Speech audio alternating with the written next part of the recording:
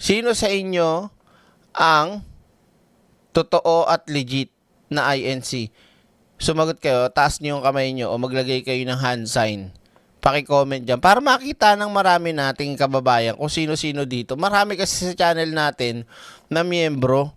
Pero kahit sila mismo, hindi nila tanggap.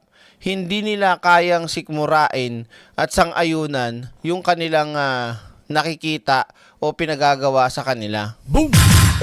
O, taas ang kamay.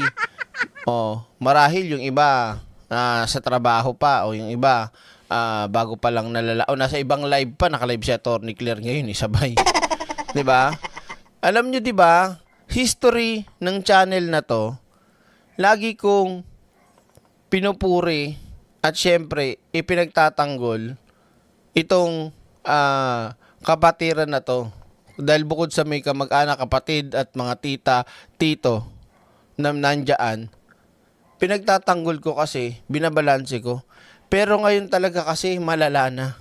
Sobrang lala. Ang lala na ng pinapakita.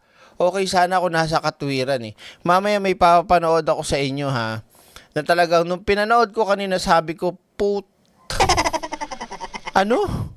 Ito ang katwiran nyo? Gusto nyo na ipagtanggol ang karapatan pero ang katwiran nyo, baluktot? Boom! Utang ina nyo. Diba? O, ito, isa na kagad, si Sheila Acacio. O, miyembro. Pero hindi, meron din ako nakausap dyan sa labas kanina. Ba't di ka sumama? Hindi ako sasama doon. Muna ko tanga. Papakahirap ako doon eh. Mali naman yung ginagawa nila. Diba? Maraming salamat, Sheila Acacio ha. So, simulan na po natin mga ka-eksena. Shoutout Ma'am Maria Carpo Ginami, Malditang Lola. Hindi na tayo magpapahaba pa kasi may pasok si Bengbing, maaga rin ako matutulog. Tulog na nga siya ngayon eh. Okay? So, type action mga ka-eksena at simulan na natin dong bakbakan at iparating sa mga kababayan natin sa buong mundo kung gaano na kaluba at kamali ang ginagawa at paniniwala at katwiran nitong mga ito. Boom! Halika na, type action na mga ka-eksena. Let's go sa go. Pero na! Like, subscribe na agad sa channel na laging may aral. Totoong kwento, totoong usapan. Direct Freddy laging may kaalaman. Like, subscribe mga boss. Solid ang content.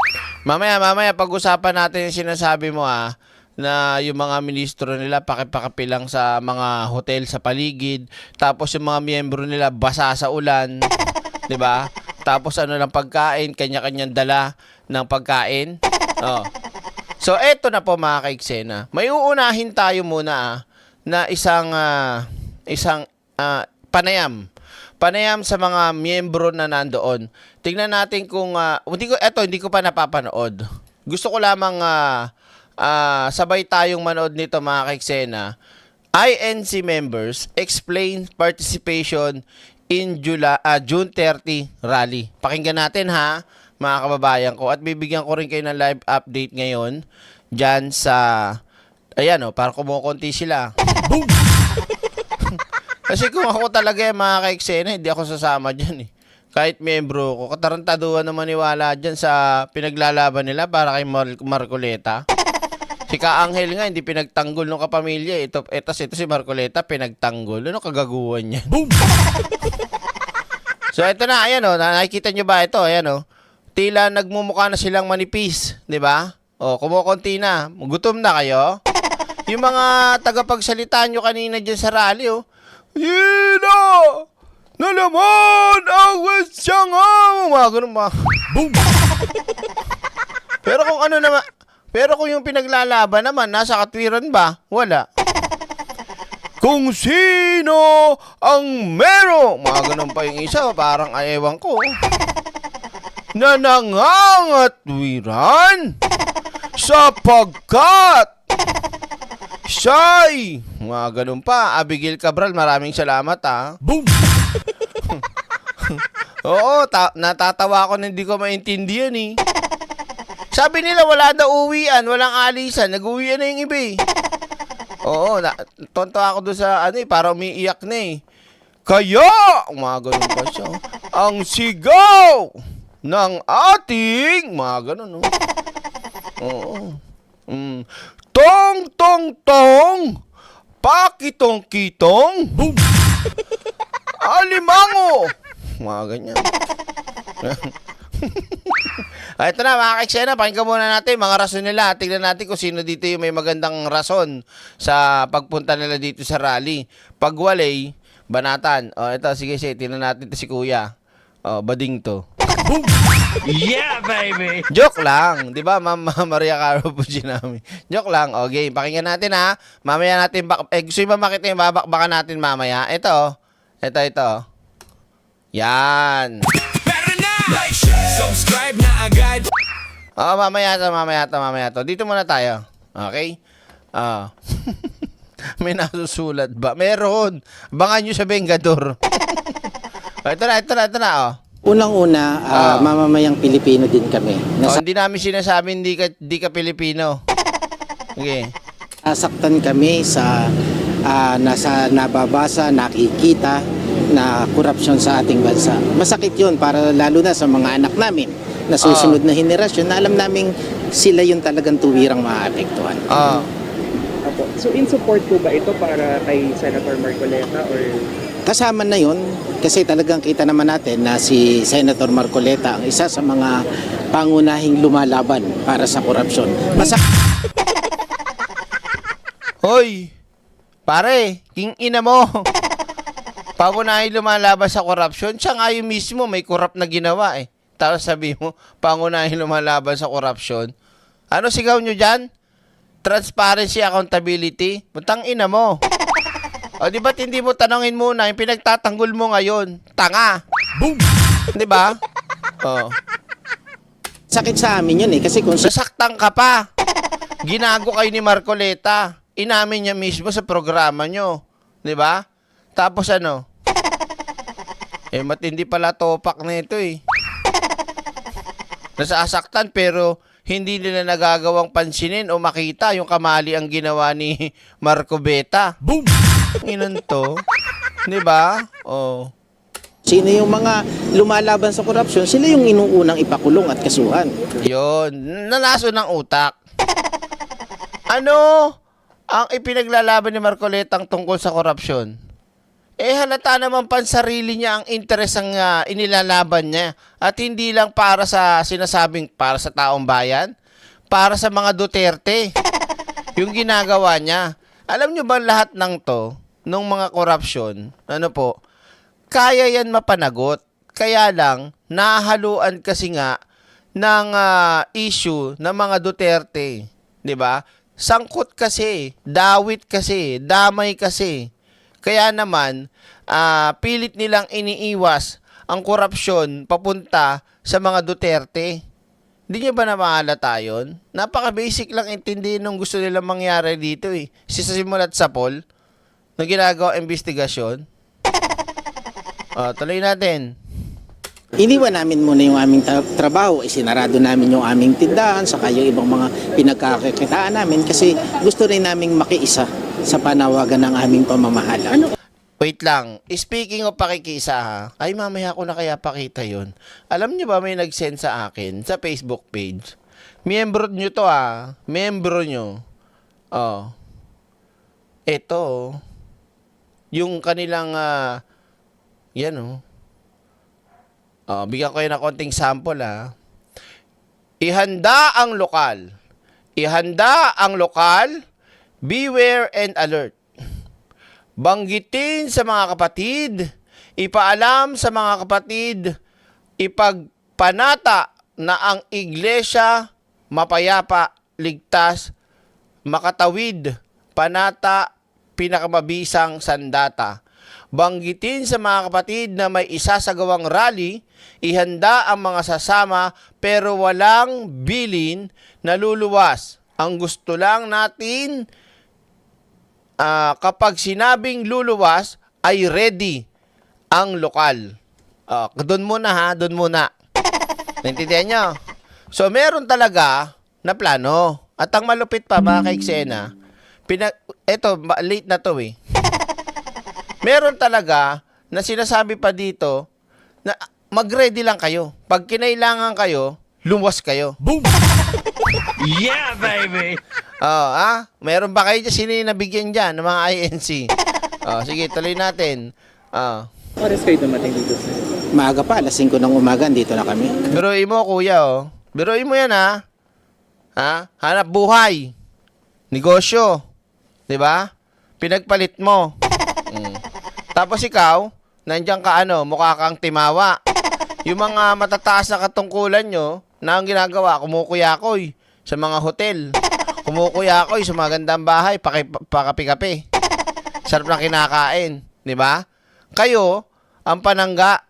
Sila, ang bunganga. Sila, ang tumatanggap ng biyaya. Pero na! Subscribe na agad sa channel na Tuloy natin. Alas 5. Yes. Kumain na po ba kayo ngayon? O? Yes, may baon kaming amin. Kita mo? Nagbaon pa. Wala man lang kayong pakain mismo ng lokal nyong pinuntahan kung saan lokal ka. Wala man lang sa inyong pakain. Walang ganon. Wow, grabe naman. Tipid-tipid titipid. Sige, tuloy natin. Pagka ganyan kasing mga lakaran, actually, handa talaga kami. At ito, matagal na namin talagang plano na kung magkakaroon ng ganito, andyan kami, biglaan kami Kailan niyo po tutugon. napagdesisyonan na pupunta po kayo kay Maro? Paggabi lang po ba? Kaninang umaga lang. Kanina mo ba? Yes. Handa kayo sir na magpalipas ng gabi dito? Hindi lang. Po bang Kahit kung ilang araw mang nandito, siguro, dahil dito rin lang naman kami sa Manila, nandito kami sa Makati, uuwi kami para na lang kumain, magbihis, pero babalik at babalik kami dito hanggat hindi sinasabi sa aming tapos na. Ang Pero na!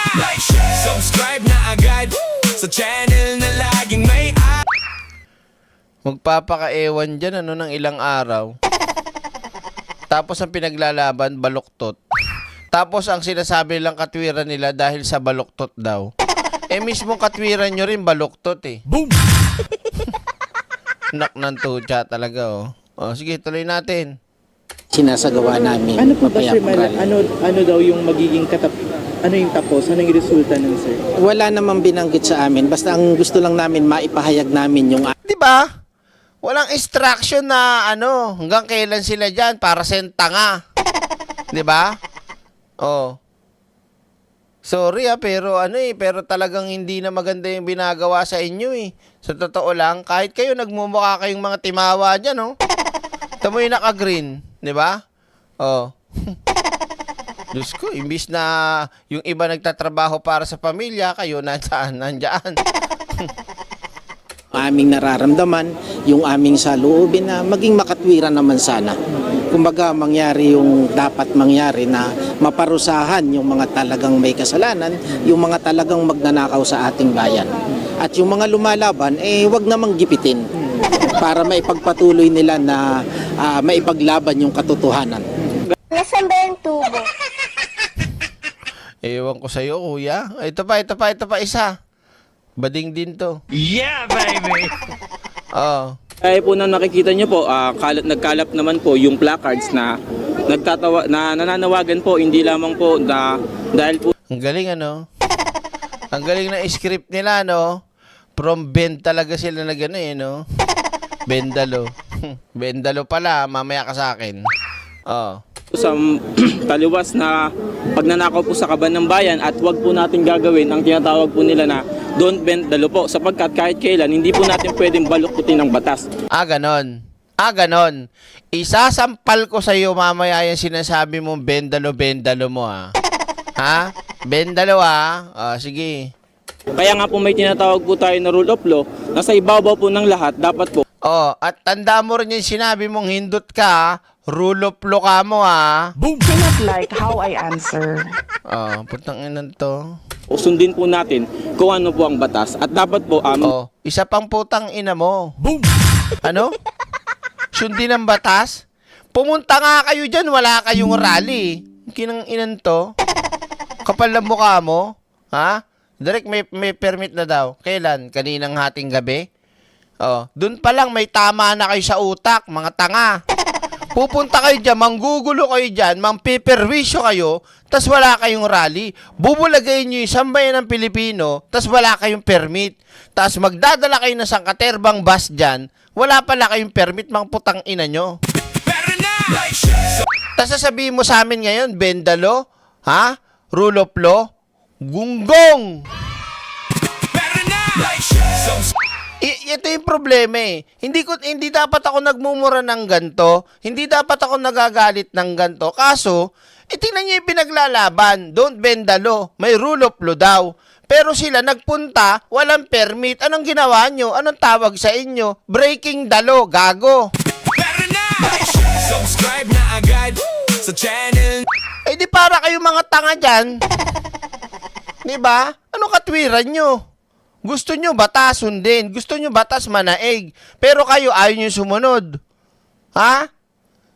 Kung nandiyan ako, pektosan ko talaga to eh. Nasaan ba yung tubo? Hindi ka mababad trip naman sa mga katarantaduhan nyo. Diba? Oh, susmiyo naman kayo talaga, oh. Dapat pong pangunahing mapanagot po sa atin ay yun pong mga nagnakaw po sa bayan. Hindi po yung mga tao na nagtatanggol po para po yung mga taong sangkot ay mahuli at makulong po sa atin. Oh, di Marcoleta nga. Di ba? Oh, nalaso ng mga utak, ano? Diyos mio. Don't bend the law. Just break the law and above the law. And be above the law. Bakit ganun, ano? Lagi na lang ang mga DDS at itong INC, laging entitled sila. Boom! Tulad niyan, wag daw mag-bend the law. Pero sila, okay lang na mag-break the law. Ganon din yung mga DDS. Gusto nila sila lang yung bumabanat. Pag sila babanata, hindi pwede. Utang talagang buhay ito. Tindi nyo. Ang tindi nyo. Grabe. Diyos ko, ulitin ko po meron po akong binitawang kaninang disclaimer kung bakit ako ngayon magsalita, bakit ako ganito magsalita ngayon, ano po. Kaya, wag nyo po akong husgahan dahil sa naabutan nyo na nagaganto na ako. Umpisahin nyo sa umpisa yung aking pasintabi. Okay? Tuloy natin. Dito po sa Pilipinas, meron po tayong karapatan na tinatawag na right to peaceably assemble and right to Tanga! May karapatan pero wala kayong permit. Bobo! Subscribe na agad. Kailan lang kayo nagka-permit? Hating gabi na, mga bandang siguro alas 7, alas 8, mga ganun, alas 6. Ha? Ano pinagsasabi mo nung panahon na yan? Aga mo pa dyan, oh. Karapatan. Meron, oo. Lahat tayo may karapatan mag-assemble, magkaroon ng rally, magkaroon ng kung ano mga gathering. Pero, may permit. Susunod ka sa batas at ordinansa kung saan nasasakupan yung lugar na gagawa kayo ng event. Bobo. Boom! Yeah, baby! Tama ba ako? Sumagot ka. Yeah, baby! Di ba? Kakaloka, oh. and right to petition to the government for the redress and grievances. Kung kami po na bilang mamamayan at kaanin po sa Iglesia ni Cristo, is tayo pong lahat, kahit sino po sa atin, is karapatan po natin na tayo po ay manawagan po sa ating pong namumuno, sapagkat karapatan po natin yun na sinasang-ayunan ng ating konstitusyon. Sapagkat sino po ang magsasalita? Kung hindi po natin papabayaan na lang po natin na bilyon-bilyon, trilyon-trilyon pera na po ng bayan ang ninanakaw at wala po tayong magawa kundi manahimik lang. Kaya nandito po kami is para ipanawagan po yon, hindi lamang po sa mga tao na nandito, kundi sa lahat po ng tao sa Pilipinas na nanonood po ngayon sa amin. At sa Ano daw? Hanggang July 1 may permit sila. Oo nga. Pero pumunta sila dyan, walang permit. Ikaw naman, pink pa, totoyo. Kanina yung umagi. Kaya nga sinasabi natin, dinedebunk di ba? Imelda Navarro, maraming salamat. Parang, hoy, bading, ikaw lang ang may cellphone, ikaw lang ang may internet. Ano sa tingin mo sa amin? Di namin alam yung pinagsasabi mo? Tanga.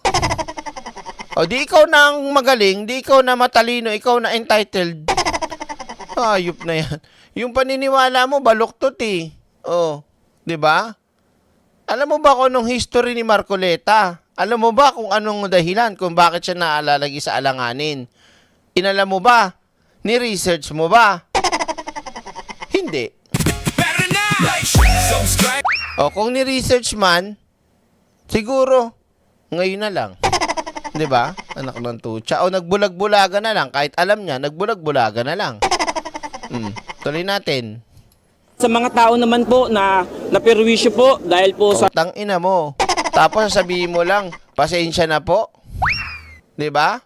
Ang galing nyo rin eh, no?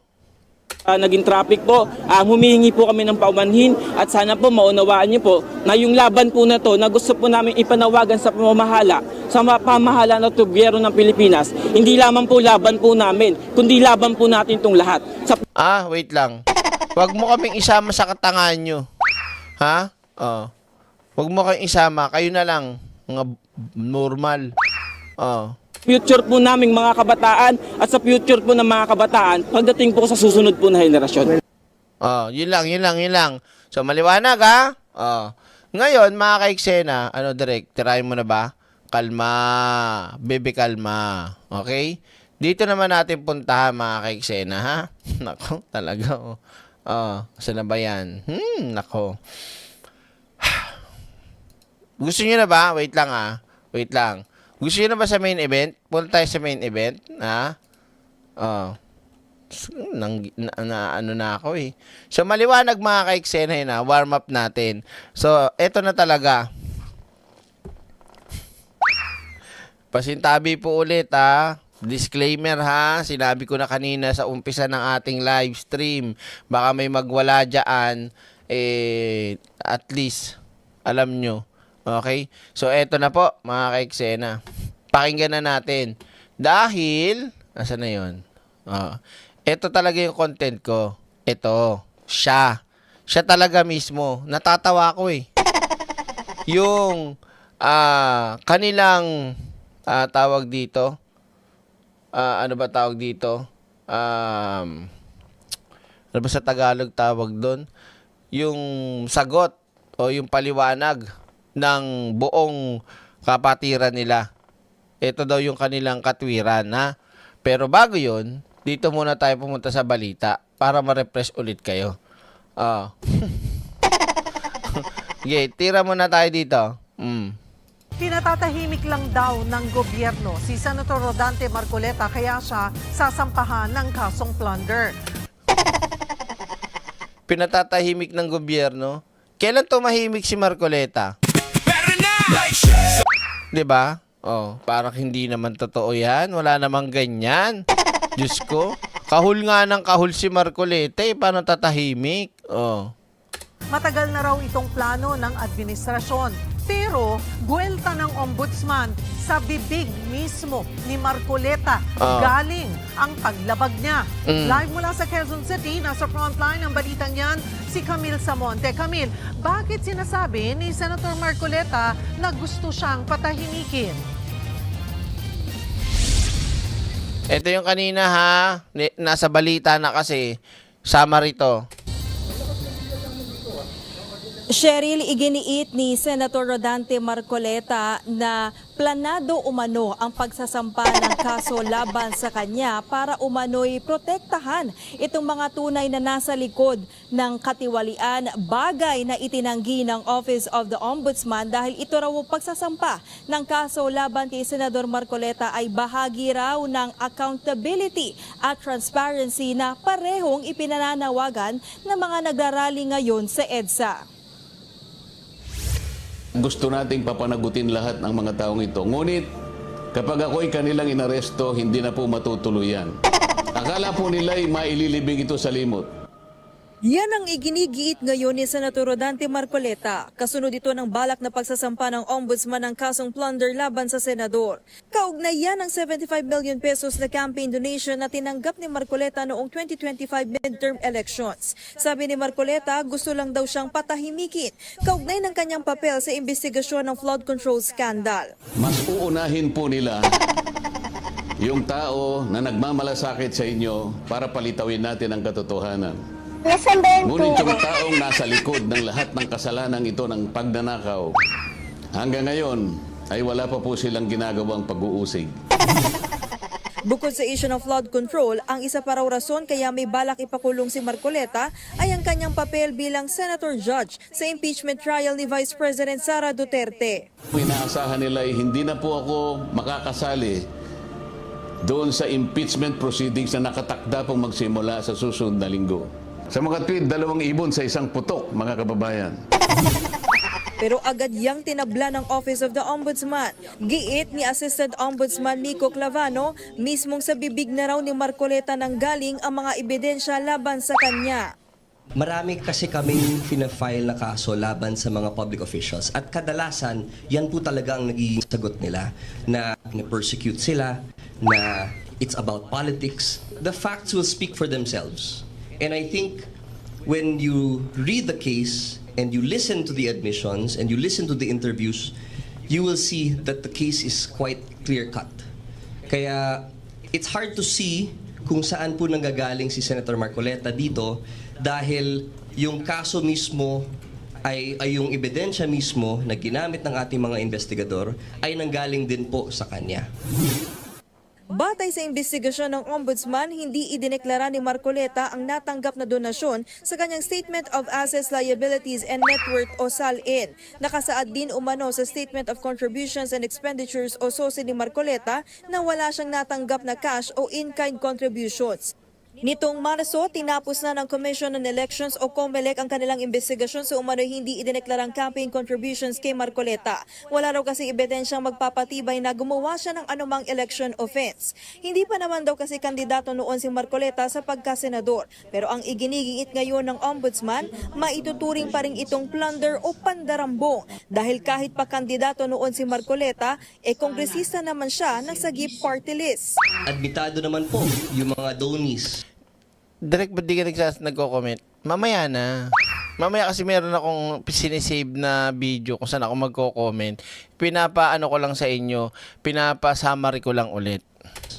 Donors, na nagbigay naman din sila, no? And from the own admissions as well of Senator Marcoleta, tinanggap niya yung 75 million. Ngunit, hindi po niya nadeklara sa SALN, neither niya dineklara sa kanyang SOSE. Ngayon, just to put things in context, no? As a public official, kasama po kami doon. Lahat ng congressman, lahat ng senador, lahat po ng nasa executive branch, lahat ng huwes sa judiciary. Bawal tumanggap ng ganun kalaking kahalaga ng pera. Samantala, iginiit ni Batangas 1st District. Inano pa itong putang inan to? Dapat dito pinapauwi na to eh. Dedede pa to eh. Oo. Representative Leandro Leviste na kung aalamin daw ang tunay na campaign donors ng mga politiko, mauubos daw sa dami ng kaso ang karamihan sa mga senador at kongresista. Wala, bulok ka tang ina mo. Ang dami mo pa ganyan-ganyan, wala kang maituro, wala kang maibigyan ng ebidensya, wala kang maipakitang kahit ano, di mo kasuhan. Puro ngal-ngal lang, anak ko. Ang sarap talagang batukan itong taon to. Kaya tanong niya, bakit daw si Marcoleta ang kakasuhan? Ay ba, lantara na yung ebidensya, may pag-amin. Tapos ano yon? Hindi mo aksyonan? Ang tanga nito. Boom! Samantalang yung iniimbestigahan tungkol sa flood control, kailangan dyan masusing investigasyon at hindi lang 1, 2, 3 ebidensya ang kailangan mo. Para hindi makawala yan dahil napakalaking iskandalo niyan. Tas basta-basta ka na lang magagawa ng kung ano nung pagtuturo. Tanga. Ang election campaigns pangaraw ng ibang kandidato ay pinondohan ng flood control scandal. Oh, ito problema talaga sa putang inan to eh. Wala namang maipakita eh. O ano yun? Ano nangyayari dyan? Bakit sinusum ng MMDA kasi ito mga kaiksena eh? Tinitingnan lang yung mga angulo. Wala nang katawa-tawa, no? Kukunti na lang. Oo.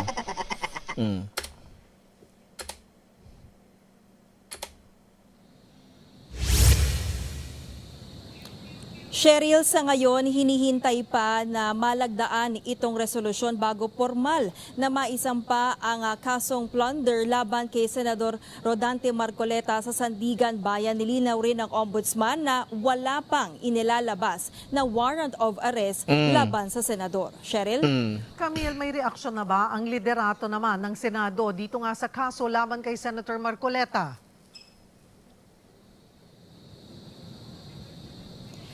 Cheryl, tumanggi nga muna na magbigay ng komento itong si Senate President Win Gatchalian dahil wala pa naman daw formal na isasampa ng kaso. Hindi rin siya nagbigay ng komento doon naman sa tanong kung mabibigyan ba ng protective custody ng Senado sakaling ilabas na nga itong warrant at maaresto na si Senador Marcoleta. Cheryl.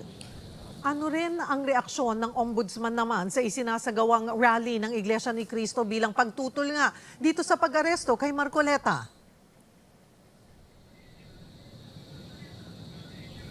Cheryl, binigyan diin nga ni Assistant Ombudsman Miko Clavano na yung pinanawagan nga ngayon ng mga kasapi ng INC sa EDSA ay pareho rin daw yan sa ipinaglalaban ng Office of the Ombudsman, which is yung accountability at transparency. At ang sinasabi nga ng Ombudsman, ito nga pagsasamba ng kaso laban kay Marcoleta ay bahagi raw yun dahil kailangan nga na mapanagot kung sino man yung mga tiwaling opisyal at nagkakasala. At kanina nga, Cheryl, natanong din kung may pressure ba sa ombudsman, no, dahil nga sa rally na nangyayari. Ang sabi ni Clavano, ang tanging pressure lamang daw na nararamdaman ngayon ng ombudsman ay yung magawa yung tama at mapanagot yung mga tao na dapat na makasuhan. Cheryl. Maraming salamat, Camille Samonte. Okay, ready na kayo? So simulan na natin mga ka-eksena. Game. Type action. Pupunta na tayo dito sa talagang gusto kong banatan. Type action mga ka-eksena.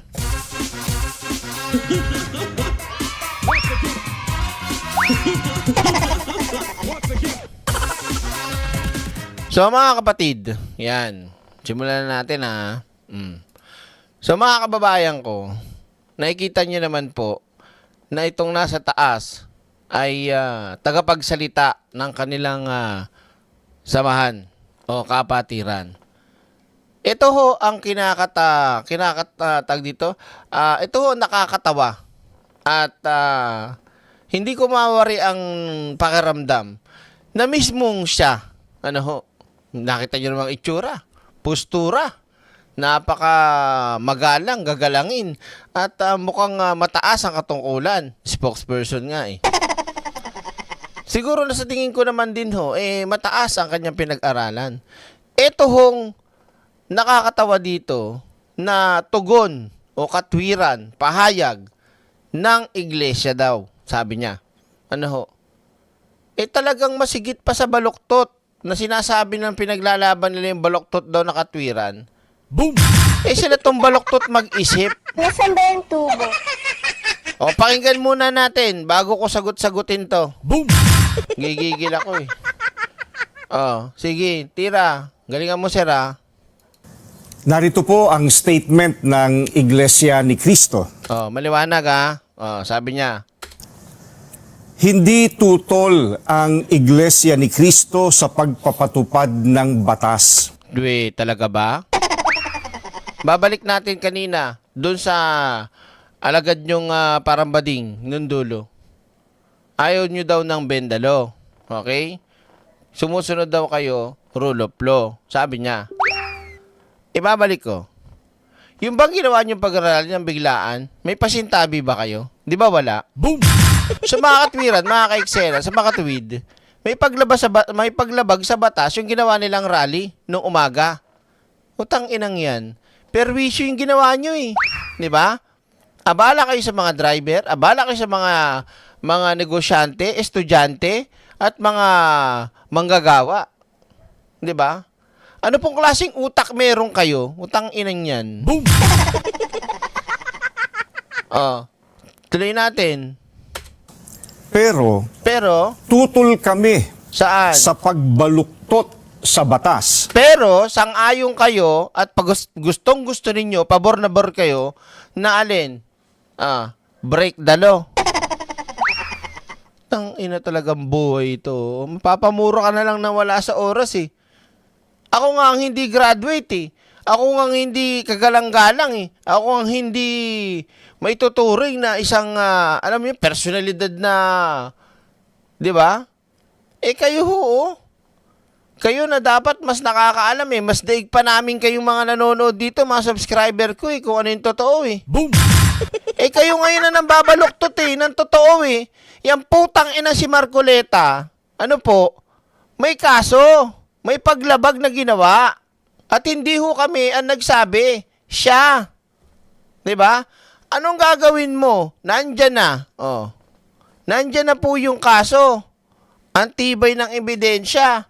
So pag hindi inaksyonan yan, anong itatawag naman sa ombudsman? Ano po? Boom!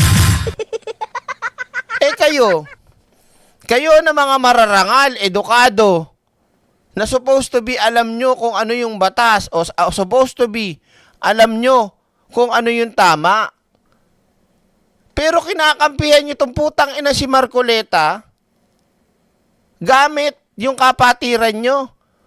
Obvious na obvious yung ginawa ni Marcoleta. Alin ang pambabaluktot doon? Like, share, subscribe na agad. Kutarantaduhan nyo rin eh.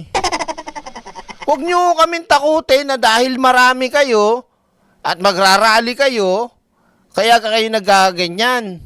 Naknantudya talaga oh. Lalo na kung ang layunin ay para pagtakpan ang katiwalian. Eh di kayo din yan. Like, share, subscribe. Nananakot kayo, nagrarally kayo at kung ano-ano yung gusto yung sabihin dyan, para alin, pagtakpan yung putang inang ginawa ni Marcoleta. Walang jurin pala, ang tibay nyo talaga ha.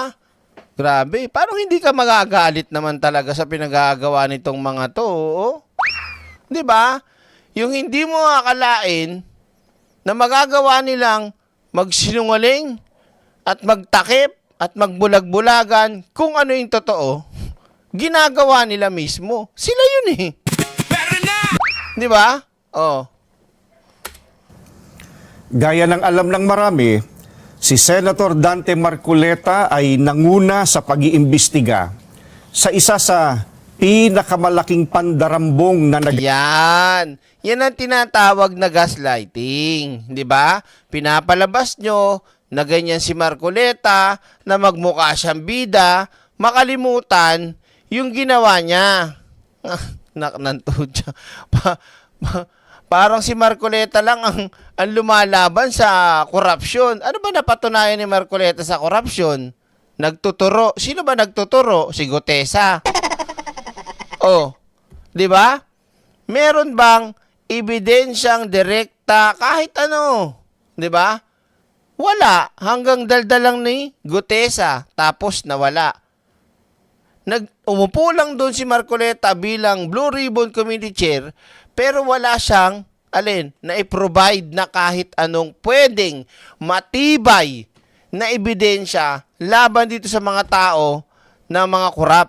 Eh, daig na daig pa nga ni Pangulong Bongbong Marcos eh. Kung sino pa yung... Diyos ko naman, oo talaga. Sino pa yung nag-iimbestiga ha? Pagdating sa corruption ng Blue Ribbon, no? Yung presidente, siya mismo ang naglantad. Ganon. Meron kang mga basihan, database, ebidensya na may papakita. Ano nilabas na presidente? Maliwanag, di ba? Pinablik pa yan, nilive stream pa yan, no? Eh si Marcoleta, anong ginawa? Wala. Nag-surprise ng alin? Nag-surprise ng witness. Tapos, nawala na. Oh. Oo nga, eto, wag na muna natin ikabit si Andaya. Dito na lang muna tayo. Di ba? Pero mamaya na yung Andaya, dito na muna tayo kay spokesperson. Ang gigigil ako dito eh. Kasi ang galing magbaluktot neto eh. Oh. ganap sa ating kasaysayan. Oh. Sinimulan niya ito nang siya pa ang chairman ng Blue Ribbon Committee ng Senado. Oh. Subalit, pinalitan ng liderato ng kumiting ito. Gayunpaman, itinuloy niya ang paghahanap ng hustisya para sa atin na mga mamamayan. Anong naituloy niya? Anong nagawa niya? Anong nagawa niya, sir? Alam niyo ba yung... Nanonood ba kayo? Balita? Nanonood ba kayo ng hearing? Anong nagawa niya sa ginawang Blue Ribbon Committee? Nung siya, di ba wala rin naman nangyari? Ang pinaka meron lang tayo natatandaan, Kay Gutesa lang. Huwag kang magmamadali. Tumatalong ba? Ulitin mo, paragraph 20. Nagmamadali ka eh. Yan. Kasi putol na eh. Yeah, baby! Diba? Ang ipinagtataka namin, Oh, yan na. Nagtataka na sila. Nagtaka kayo, ha? ay kung bakit siya na nagsusulong sa pag-expose ng mga sangkot. Talaga, putang ina talaga, oh. Talagang ang datingan ni Marcoleta, parang siya yung knight in shining armor. Wow. Ang galing nilang magpalabas ng ganong klaseng script, ano? Well, hindi ho kami maniniwala at hindi ho kami sasakay sa script nyong yan. Kaya ko nga kayo ngayon sinasagot dito eh. Dahil ang galing nyo talagang mang mind conditioning eh. Diba? Oh. Lalo na umiiyak sa EDSA. Kapag! Mga ganun-ganun pa siya. Oh. Itong ating! Mga ganun. Ang loko-loko eh. Oh. Subalit! Kung sino ang... Mga ganun-ganun pa. Oh. Akala ko. Gahamon ng away. Oh, sige, tuloy natin. Dito pa tayo. Spokesperson. Oh. Sa napakalaking pagnanakaw sa Pilipinas, Paulit-ulit, sir. Paulit-ulit po. ang kakasuhan at ipakukulong. Ang dating ngayon, parang dahil sa ginagawa ni Marcoleta, pinag-initan siya, gano'n, ang dating no? Sir, mawalang galang na po, king ina mo. Boom!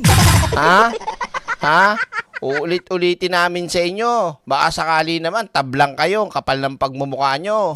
Ha? Si Marcoleta, gusto nyo ng ebidensya. Wait lang ha. Bigyan ko kayo ng ebidensya. Ina nyo, ginigalit nyo ako eh. Sana yun, labas mo, Drake. Ilalabas ko na. Ilalabas ko na. Eto, asan na ba yun? No, wala. Mapakita ko sa inyo Makita ko talaga, akala nyo hindi nagbibiro. Yan. Open natin. Mga kaibigan ko, nagbigay sa akin talaga. Saan na ba yun? Yan wait lang alisin natin. Hindi ko makita kung nasa na yung ano. Ay naniniwala na dapat kang makarating. Yan. Share. Anong pangalan ng spokesperson nila? Hindi ko alam kung anong pangalan nun eh. Pero sir, pakinggan mo to pakinggan mo mabuti to. Ayan tinan mo itsura ni Marcoleta rito. Pakinggan mo sir Basa. Mga kaibigan ko, nagbigay sa akin talaga.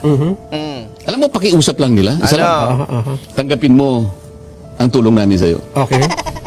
Congressman ako noon kami po ay So, malinaw po dito, mawalang galang na po sa'yo na spokesperson ng Iglesia ni Cristo. Makinig ka. Okay? Inamin, congressman pa siya. Tumanggap ng pera. Boom! Baka naman po hindi nyo pa rin naiintindihan. Lilinawin ko pa sa inyo, sir. Masaling screenshot ko dito. Babasahin ko po sa inyo. Ano yan? Aklat ng karunungan? Hindi. Para maliwanag po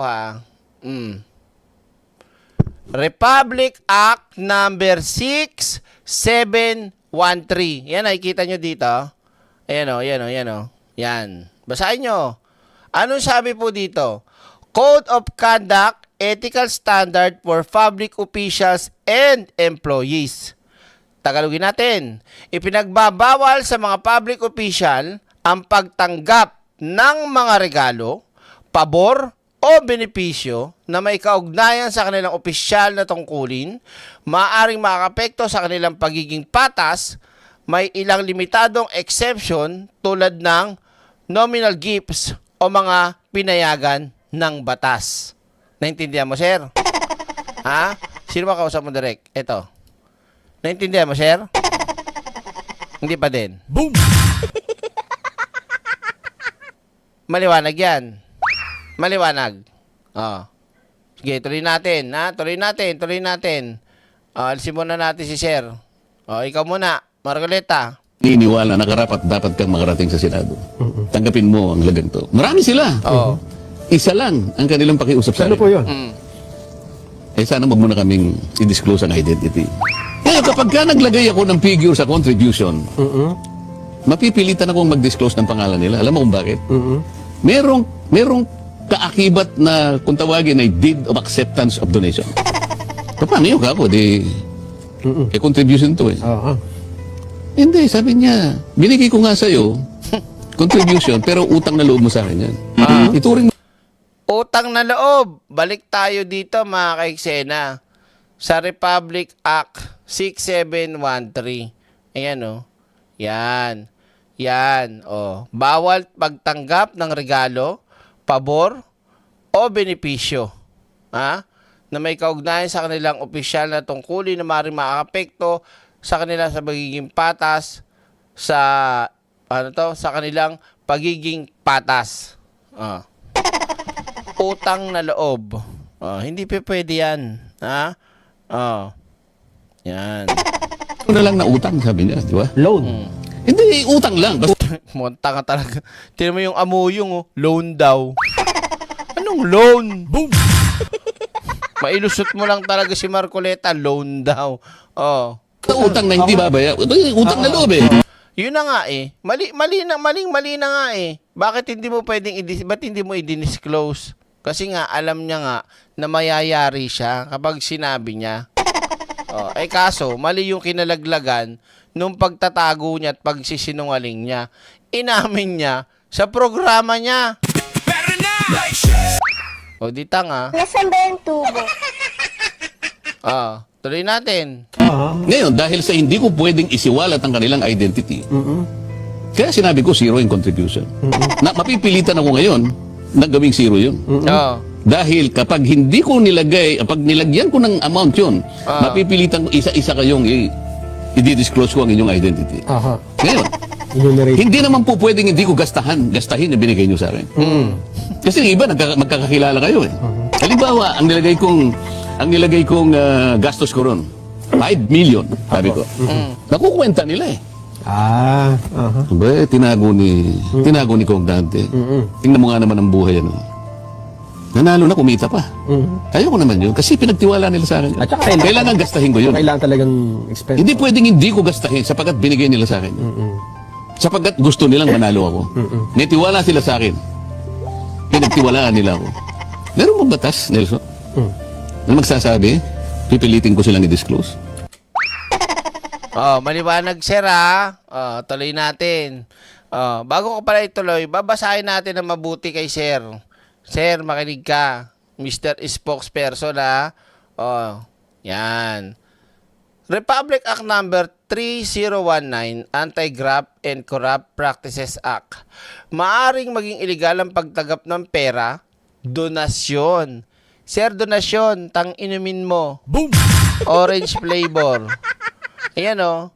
Maaring maging iligal ang pagtanggap ng pera, donasyon, o anumang benepisyo kung ito'y kapalit ng pabor, kontrata, permit o anumang opisyal na aksyon.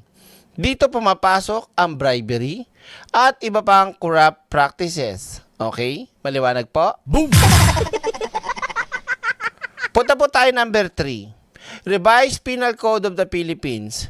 May mga provision sa direct at indirect bribery na nagpaparusa sa pagtanggap ng regalo o pera kapalit ng opisyal na pabor. Okay? At number 4, Omnibus Election Code of the Philippines. Kung campaign donation sa pinag-uusapan, may regulasyon kailan at paano maaring tumanggap ng campaign contribution at kung sino ang bawal magbigay. May harang eh. Derek, sabi nga 'di ba sa Comelec na dismiss daw yung kay Marcoleta. Paliwanag natin. Ayon sa aking nalaman, ayon na sa napanood sa isang balita, yun pong pagkaka-dismiss nung kay Marcoleta na iyayabang ng mga DD-shit, palibasa ho, mga bobo talaga, mga animal, proud na proud sila, dismiss daw. Hindi ho yata alam nito mga DDS, dahil nung campaign period na sinasabi ni Marcoleta at ng Comelec, ay hindi ho, ang tawag dito, ano ba sa Tagalog yon? Kalimutan ko yung tawag sa Tagalog. Kumbaga, yung act na na-dismiss ng COMELEC ay hindi pumasok kasi nga hindi pa simula ng campaign period. Okay? Kaya siya na-dismiss. Pero ang malupit, mga ka-eksena, na-dismiss man siya doon, pumasok sa mas lalong mabigat na kaso yung nangyari kay Marcoleta, which is yan na yun, yung number 1. Inamin niya dyan, congressman siya that time. Sir, makinig ka, Mr. Spokesperson ng INC. Ha? Yeah, baby! Di ba? Malinaw sa batas, ano po, na si Marcoleta bilang kongresista ay bawal tumanggap ng kahit ano, mapapera, regalo, at kung ano-ano pa. Maliwanag? Doon pa lang po may mali na yung tao nyo, yung kasapi nyo, yung miyembro nyo may mali na. Ngayon, ano po? Transparency, accountability? Bulag-bulagang kayo? Pero na! Like, share, subscribe na agad sa channel na laging may Di ba? Oh. Congressman siya eh. Bawal yun, sir. Nak ng kamote, oh. Kaya kahit kung anong gawin yung paliwanag dyan, hindi ho kayo makakalusot. At kahit paulit-ulit nyo sabihin na siya ang umaano sa korupsyon, na siya ang ganito, na nagsisiwa, kalakuhan nyo. Ina nyo. Sige, tuloy mo, sir, ha. Galingan mo, ha. Oh, para na matuwa kami sa sir. Oh, sige. Ano pa? Sa halip na ang mga na-expose. Oh. Ang ikinakaso kay Senator Marcoleta ay plunder Oh. na isang non-bailable crime. Oh. Sa makatwid, Oh. Sa makatwid pa yan, ha. Sa makatwid. Oh. pakukulong siya at hindi pwedeng magpiyansa hanggang hindi natatapos ang pagliliti sa kanya. Oh. Sa madaling salita, ay hindi na niya maitutuloy ang paglalantad o pag-expose sa mga sangkot sa pandarambong na naganap. Putang ina talaga, oh. Ano ba tingin nyo kay Marcoleta? Siya lang ang senador? Boom! Walang niyang buhay ito. Grabe ang utak nyo, mga sir. Talagang nakatodo kayo kay Marcoleta, no? Ang tibay, ah. Oh, sige. Pero, paanong naging plunder ang pagtanggap ng campaign donation o campaign contribution? Yan. Yan ang napakalinaw. Tingnan mo, hindi nila alam, ha? Hindi nila alam yon na hindi lang papasok ang kasong plunder sa public funds. O, kanina, pinakita ko na sa inyo. Pinaliwanag ng baby ko. 'Di ba? Just imposible na hindi nila alam to eh. Pero sila nagtatanga-tangahan, nagbubulag-bulagan para lang pagtakpan si Marcoleta. And now, asa ng accountability at transparency? 'Di ba? Oh. Hindi naman galing sa kabangyaman ng Pilipinas ang Wait lang. Oh, sino sinasabihan mo, Marieta de Vera? Ako ba? Hindi ako lawyer. Pero madaling umintindi ng sinasabi ng batas at ng abogado o mga abogada. Sorry, tuloy tayo. ang tinanggap niyang donation mula sa mga sumuporta sa kanyang pagkandidato bilang senador. At mismong ang COMELEC ay naglabas na ng desisyon na walang krimen na naganap sa pagtanggap niya ng campaign donation. Kasi nga, wala pa nga daw na tawag dito, hindi pa start ng campaign. No, hindi pa pumasok. Kaya hindi siya matatawag na tawag dito COMELEC offense o campaign period ganun kineme-eme. Pero gusto niyo na mas malinaw. O sige. Itong putang ina talaga, nanggigigil talaga ako dito sa katarantaduhan nitong mga to eh. Paliwanag mo ng maliwanag nga, direct. Ito. Asa na yan? Asa na yun? Sana yan? Yan. Pakinggan nyo muna to Sinisi naman ni Senador Rodante Marcoleta si Ombudsman Jesus Crispin Remulla para sa anya'y planadong plunder case laban sa kanya. Layon, umano nitong makulong siya para pigilan ang investigasyon sa flood control scam at para hindi siya makalahok sa impeachment trial laban kay Vice President Sara Duterte. Nakatutok si Jonathan Andal. Alam kong aarestuhin nila ako. Alam kong ikukulong nila ako. Wala na po tayong kakampi. Alam niya di ba? Alam niya kasing mali siya, kaya ang lakas sa loob niya sa alam niya. Kasi alam niya talagang mali yung sinabi niya Ang kasalanan ko lamang po yung paglingkuran kayo. Kung kasalanan pong matatawag yan. Yan ang sagot ni Senador Rodante Marcoleta sa anunsyo ng ombudsman na sasampahan siya ng reklamong plunder o pandarambong dahil sa hindi niya idineklarang 75 million pesos na natanggap na regalo o donasyon. Sabi ni Marcoleta, gusto lang siyang ipakulong para pigilan ang investigasyon niya sa flood control scandal at para hindi na siya makalahok sa impeachment trial ni Vice President Sara Duterte na magsisimula na sa Lunes. Ang isa pa po inaasahan nila ay hindi na po ako makakasali doon sa impeachment proceedings na nakatakda pong magsimula sa susunod na linggo. Sa mga tweet, 2 ibon sa isang putok, mga kababayan. Tanong ni Marcoleta, bakit siya ang inuuna at hindi ang mga taong nasa likod niya ng nakawan? Yung sinabi na yon na ba't daw ang inuuna si Marcoleta, sinabi din yun ng spokesperson. Kayo mga kaiksena, tatanungin ko kayo. Kung halimbawa pong kayo ang ombudsman, kayo ang police, di ba? May krimen nangyari sa harapan mo, on the spot, no? Tas investigador ka. Meron kayo iimbestigahan na kaso. Ngayon, habang ikaw ay nag-iimbestiga, meron nangyaring krimen, o on the spot na nangyaring krimen sa harapan mo, wala kang gagawin? Boom! di ba? O halimbawa, bombero ka. May nangyayaring sunog sa kabilang bahay nyo. Ano gagawin mo? Dead mind mo? Mamaya ako na yung papatayin. Kasi nauna yun doon Diba? O kaya tawag ako doon sa kabilang kanto, kaya mamaya ako na papatayin. Eto nandito na Diba? Tatakbo ka pa, pupunta ka pa doon. Ganon din sa kaso ni Marcoleta. At ulitin ko, hindi ho ombudsman ang kumalkal niyan. Walang ibang kumalkal niyan. Ang naglabas niyan, siya mismo Diba?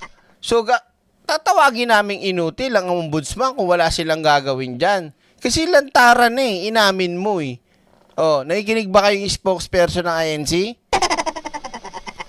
Taong nasa likod ng lahat ng kasalanan ito ng pagnanakaw, hanggang ngayon ay wala pa po silang ginagawang pag-uusig. May not like how I answer. Inang yan. Boom! Pinasa sa iba. Nagturo sa iba. No. Meron na pong isang demanda kay Martin Romualdez na nakabinbin pa April 2026. Yung isa na... Sabi ni Marietta de Vera, Direk, they're aware of what they're doing. It just they don't want to admit it. Kaya nga po tayo nagagalit kasi, 'di ba? Sa ginagawa nila. Kasi pag sinabi mo kasi yung kapatiran nila, nung wala pang issue ng mga rally-rally nila, talagang ang taas-taas talaga ng pagrespeto at pag-ano ko dito sa kanila Pero unti-unting nawala Sa pinakita nilang pakikisali nila sa politika, nang walang katuturan, nang walang magandang kahit anong rason. O may rason man sila, pero obvious na hindi naman nila sinusunod o meron silang pinapanigan. 'Di ba? May mga para sa taong bayan para sa mga Duterte kay putang ina nyo. Boom! 'Di ba? Ay nakusahan na dating kalihim ng DPWH ay kanilang kinasangkapan upang siya din ay maging state witness. Ang sinisisi rito ni Marcoleta, si Ombudsman Jesus Crispin Remulla. Alam ko po ang promotor nito ay ang ating ombudsman sapagkat nung kami po ay nagtatalo-talo sa bulwagan ng Senado, isa sa amin ang nagsabi na sometimes we have to bend the law. At sumagot po yung ombudsman nang tinanong siya kung tama ang kanyang sinabi, alam na po ninyo kung ano yung sinagot niya. Yes, sir.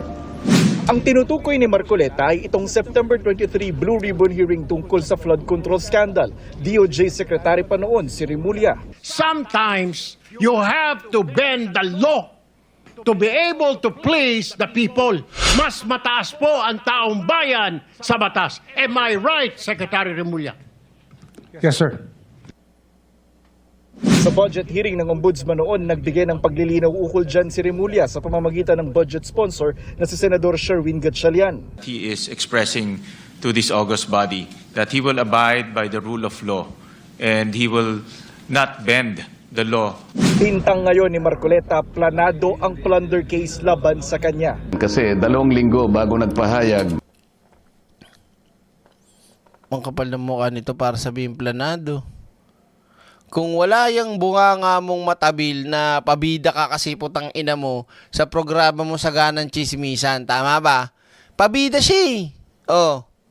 Pabida ka sa kadaldalan mong hindot ka na sabi mo.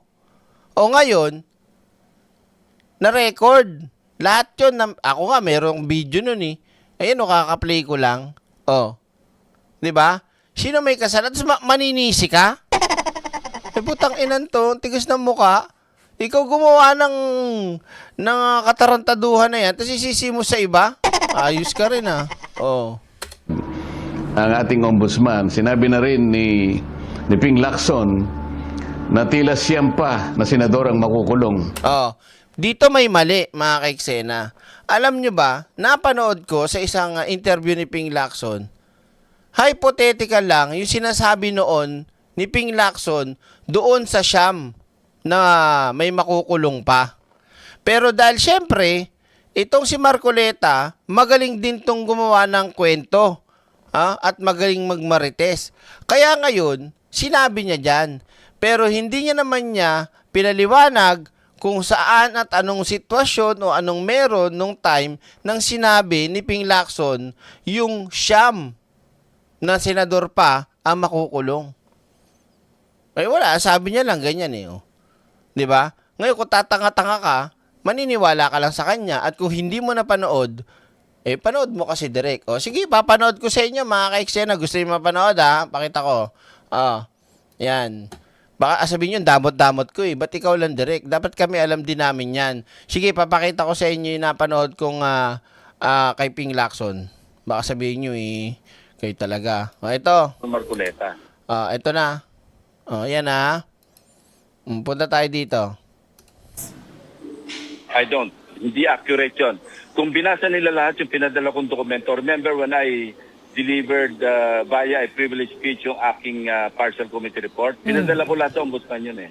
Lahat ng transcript, yung TSNs, yung stenographic notes, tapos documents, testimonies, nandun lahat sa kanila yun. Kung babasahan nila yun, himay nila yun, nandun sa statement ni Bernardo, yung 5 billion a year, 2023, 2024, 2025. So kinumplit ko nga.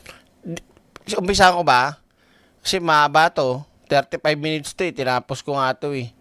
Dito na lang natin. Hanapin ko lang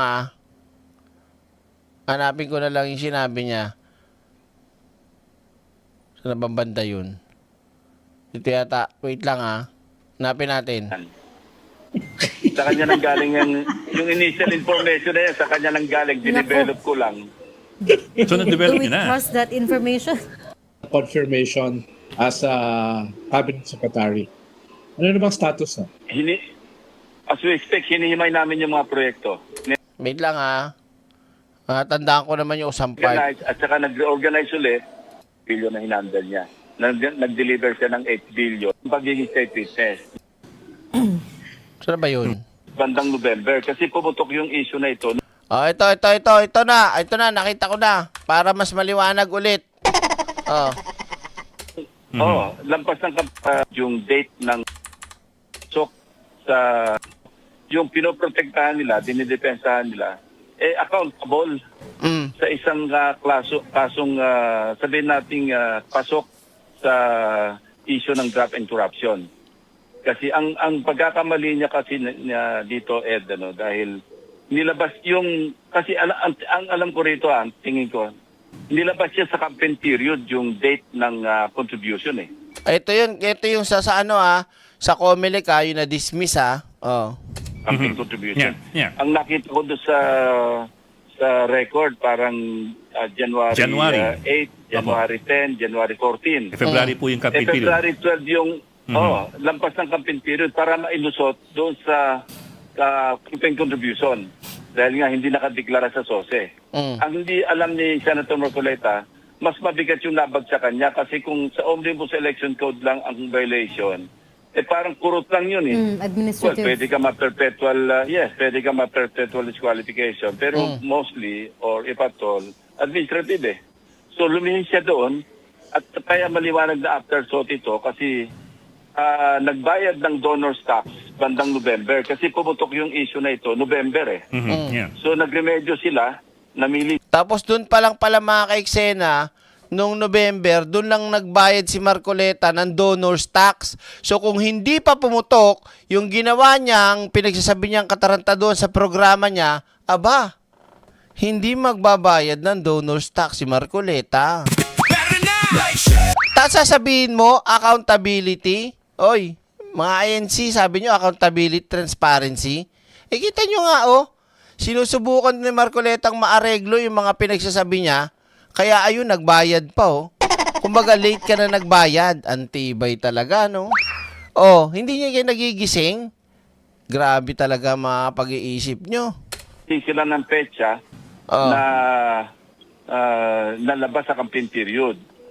Kaya afterthought, dahil nagbayad sila ng donor's tax dito, mga December.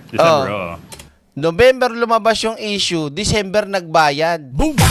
Di ba dapat matik on the spot din, kumbaga nung time na nakatanggap ka ng magbabayad ka rin. Hindi pa-delay ka pa? Halatang mandarambong no? December, dahil November pumutok. So nagbayad pa nga ng surcharge Kasi may penalty pagka after 30 days. Pag lumampas ka ng 30 days sa pagbabayad ng donor, yun pagkaalam ko meron siya mga penalty sa donor's tax.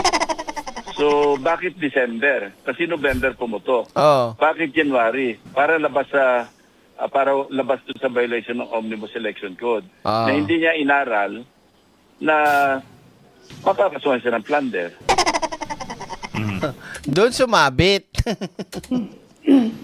Senator, ang reklamo ng kampo nila Senator Marcoleta. Yes, sir. Selective prosecution daw.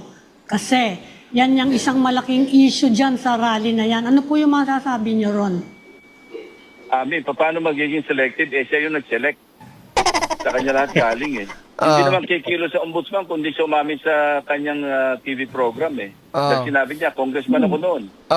Utang na loob, ibibigay namin sa ito. Huwag mo na kaming i-mention. Dahil tulong namin, utang na loob mo sa amin yan. Ano ibig sabihin nun?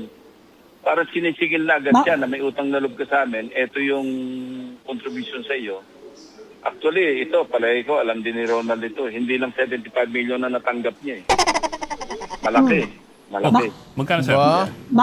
Bakit daw yung mga kaalyado ni President Marcos, mga kamag-anak, hindi pa pinapaila ng kaso? Bakit daw inuuna sila? Yun yung mga sinasabi ng mga tao dyan. Yan na. Na selective. Well, pwede may katotohanan. Kasi kung mapapansin ninyo, tama yun, dahil sa dinami-dami ng nabanggit, bakit yung nasa, lalo sa Senado, kabila. Yan ang sa kabila Kaya pwede may basihan yon, pero hindi ko alam yung takbo na ebidensya. Masasabi ko lamang, itong latest naman kay Secretary Bonoan, kasi natatandaan ko nung nag-testify si Bernardo, binanggit niya doon na from 2023, 2024, 2025. Saka hindi pa pala mga ka-eksena, hindi pa pala talagang state witness na si Bonoan. Hindi pa. Syempre, yung pakalat ng mga DDS, fake news. Kaya naman, ang datingan sa mga ibang uto-uto nilang mga subscriber, state witness na, hindi pa naman. Laging merong naka-allocables na nakatoka kay Bonoan na 5 billion a year. Meron siyang testimonya sa amin yan nun So kung 5 billion a year at ang sinasabi doon 25% o 15% ng 5 billion a year for 3 years. So that's 15 billion. Pag kinenta natin yung 15%, ito yung commission ni Secretary Bonoan ayon kay Bernardo. Under oath ito, testimonya ito. Yeah. So easily that's 2.25 billion pesos in commission. So sa 15% ni Bonoan, ang sinabi ni Bernardo, binibigyan siya ng 25%. At yung naiwan, so pag inalis mo yung 25% ng 2.25 billion, ang maiwanan kay Bonoan, nasa mga 1.687 billion over a period of 3 years. Yun maliwanag, nasa testimonya yon. So sabi, kaparte pa raw doon si the late Cathy Cabral. So sabihin na natin namigay si Bonoan ng yung butal, 687 million. Maliwanag, may naiwan sa kanya 1 billion at the very least. So hindi kayo payag na ginagawa siya ngayon na state witness. Pakinggan nyo to patungkol sa state witness bago natin balikan yung spokesperson nila. Padaanin muna natin, may kailangan ako ditong iparinig sa inyo Well, diskarte ng ombudsman yon at kung papayagan remember, motion pa lang ito. Motion. Hindi ito subject pa rin sa approval ng korte kasi motion pa lang pala, pero ikinakalat na ng mga DDS, ginawa na daw state witness. Putang ina talaga, lalo na yung bading na lumba-lumba. Boom! Sino ba yun? Yung sayang, ang bayot, yung si kamukha ni Mr. Limburger din, ang biker mice. Diba? Ang dami nagpapakalat ngayon yan state witness na daw si Bonoan Hindi naman siya nagsimula bilang state witness. Nagsisimula siya, ina-apply pa lang siya na ma-discharge. Motion ito to discharge as a state witness. So subject ito sa approval ng Sandigan Bayan. Now on the part of prostitution, kaya nasabi ko ito, dapat hindi bababa ng 1 billion pesos ang restitution ni Secretary Bonoan. Dahil unfair naman doon sa mga iba na pasaloob na sa Witness Protection Program ng DOJ at meron na silang kontratang napirmahan na kung ilan yung kanila isosole. Pero ito, hindi natin alam kung ano yung side agreement na binabanggit ng ombudsman kay Secretary Bonoan. In relation to sa binabanggit nyo, ano na ba status nung dati yung privilege speech na 500 million na allegedly binigay na projects ni Bonoan kay Senator Marcoleta in exchange sa kanyang confirmation as a cabinet secretary? May ganun pa. Ano na bang status As we expect, hinihimay namin yung mga proyekto. May mga na-identify na yung mga projects at inaaral namin kung alin doon ang merong diferensya. Dahil yun ay 500 million na noong November 2022, nung confirmation ni Secretary Bonoan, ito yung dinil.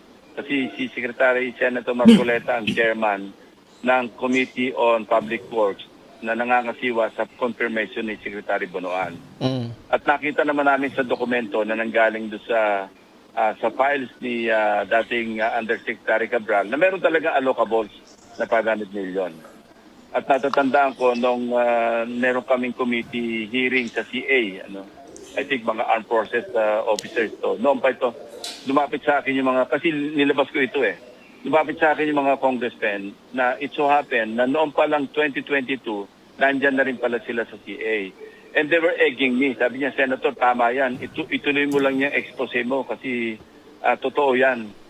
Parang nire-refer nila na bukulan talaga kami. Kasi ginamit sila na kaya actually 1.5 billion nga yan ang hinihingi pero 500 million lang na ibigay. May not like how...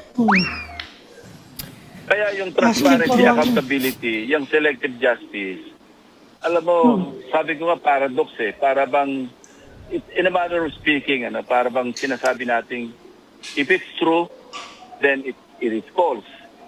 If it's false, then it is true. Parang gano'n ang usapan Para bang, ano ba nilalabanan natin? Parang higit, lubay. Parang hindi maintindihan kung ano ba yung direksyon.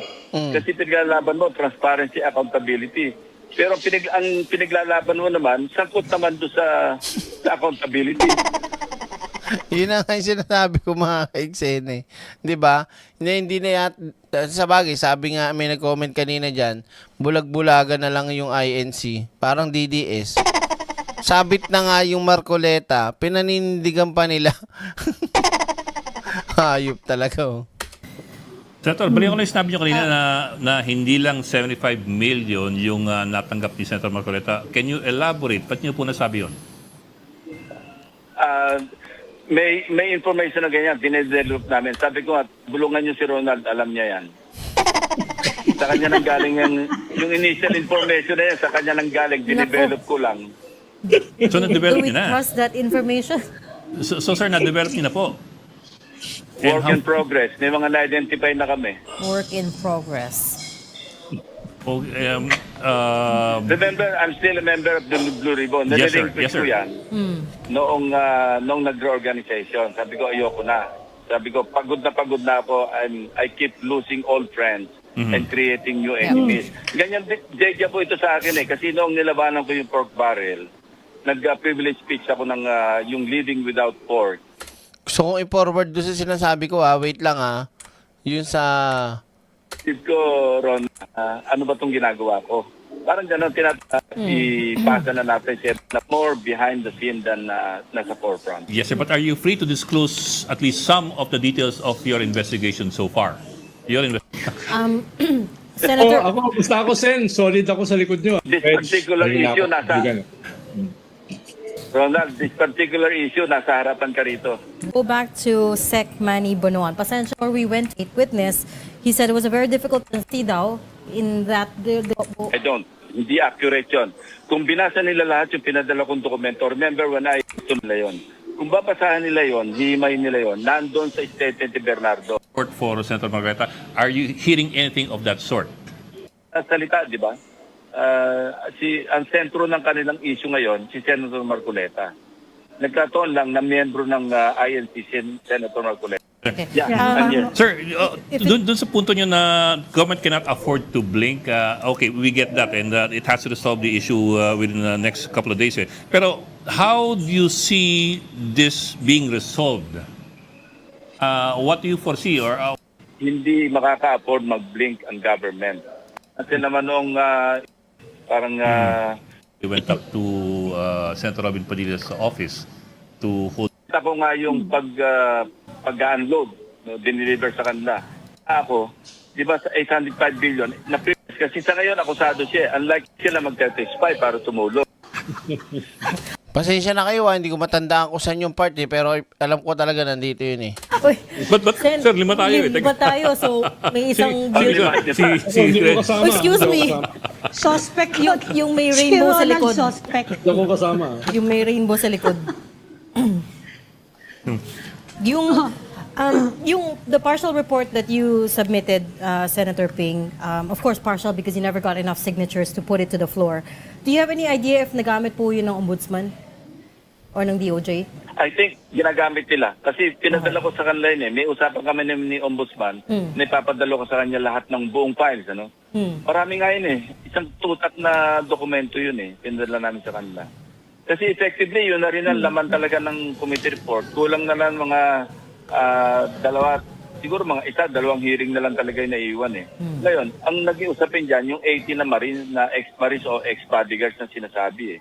Hindi ko tinawag yon. Again, ipapaliwanag ko ulit ito kasi ito yung binabato sa akin na may pinagtatakpan ako. Wala akong pinagtatakpan doon sa hindi pagtawag, doon sa 18. Kasi nagkwenta nga ako, di ba sa 805 billion, na-privilege speech ko rin ito eh. Yung logistical nightmare, yung physical impossibility to move 805 billion, considering na ang money in circulation at that time, chinek namin sa BSP, nasa mga 2.7 trillion eh.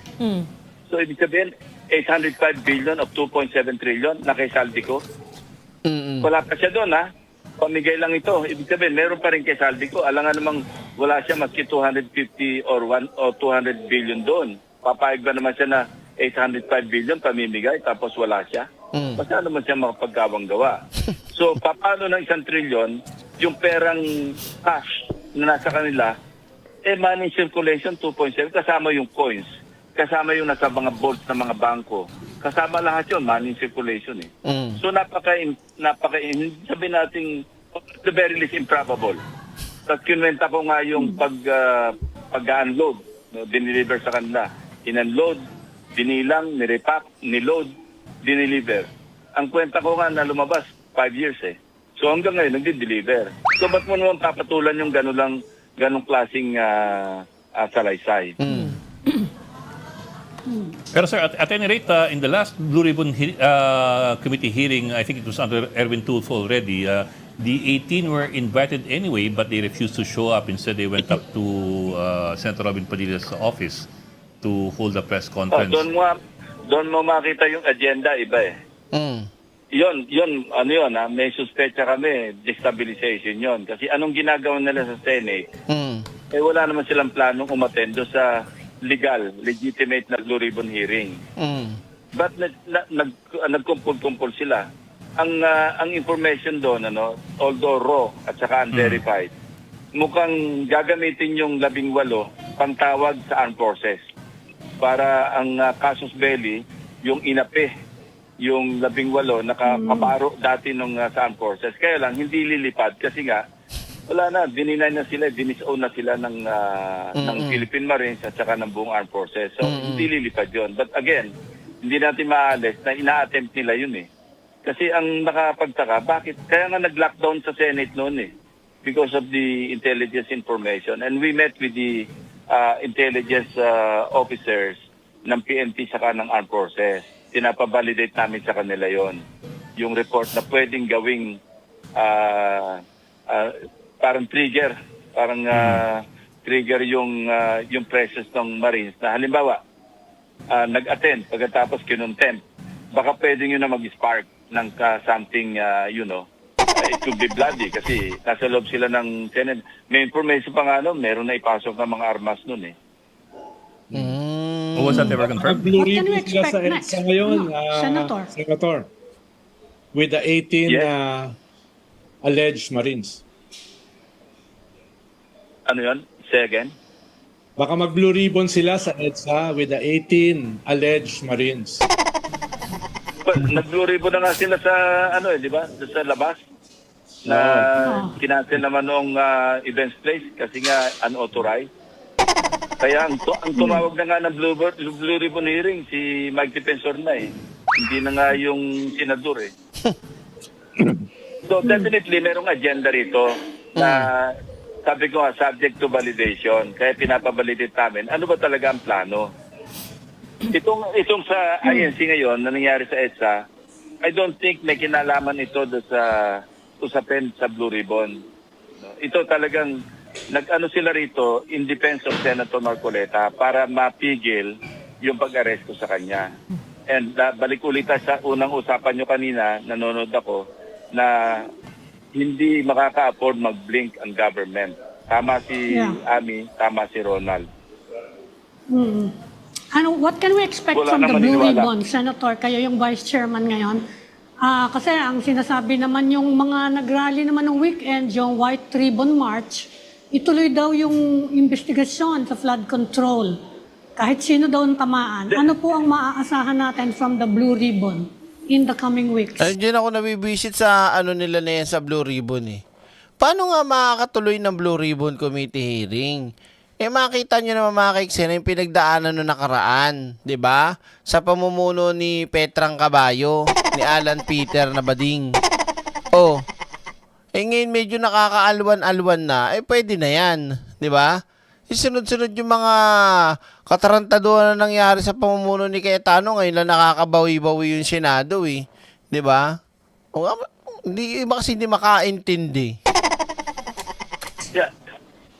Tuloy naman yun eh. Nag-usap-usap na rin kami kaming mayorya. Itutuloy naman talaga ni Senator Erwin yon yung pagdinig doon. At willing nga siya tawagin yung 18 eh. At kung sino pa yung dadagdag eh. Kasi mag-ano rin yun eh. Alam mo, matagal na ako investigador, mag-self-destruct din yun eh. Pag naharap yun sa marami nagtatanong, sigurado. Magkakabuhol-buhol yun eh. Parang nawala. Hindi. Diyan lang. Sir, are you still there? Parang nawala siya. Yes, sir. I'm here. Sir, dun sa punto nyo na government cannot afford to blink, Wait nga lang, naiinip ako, tagal eh.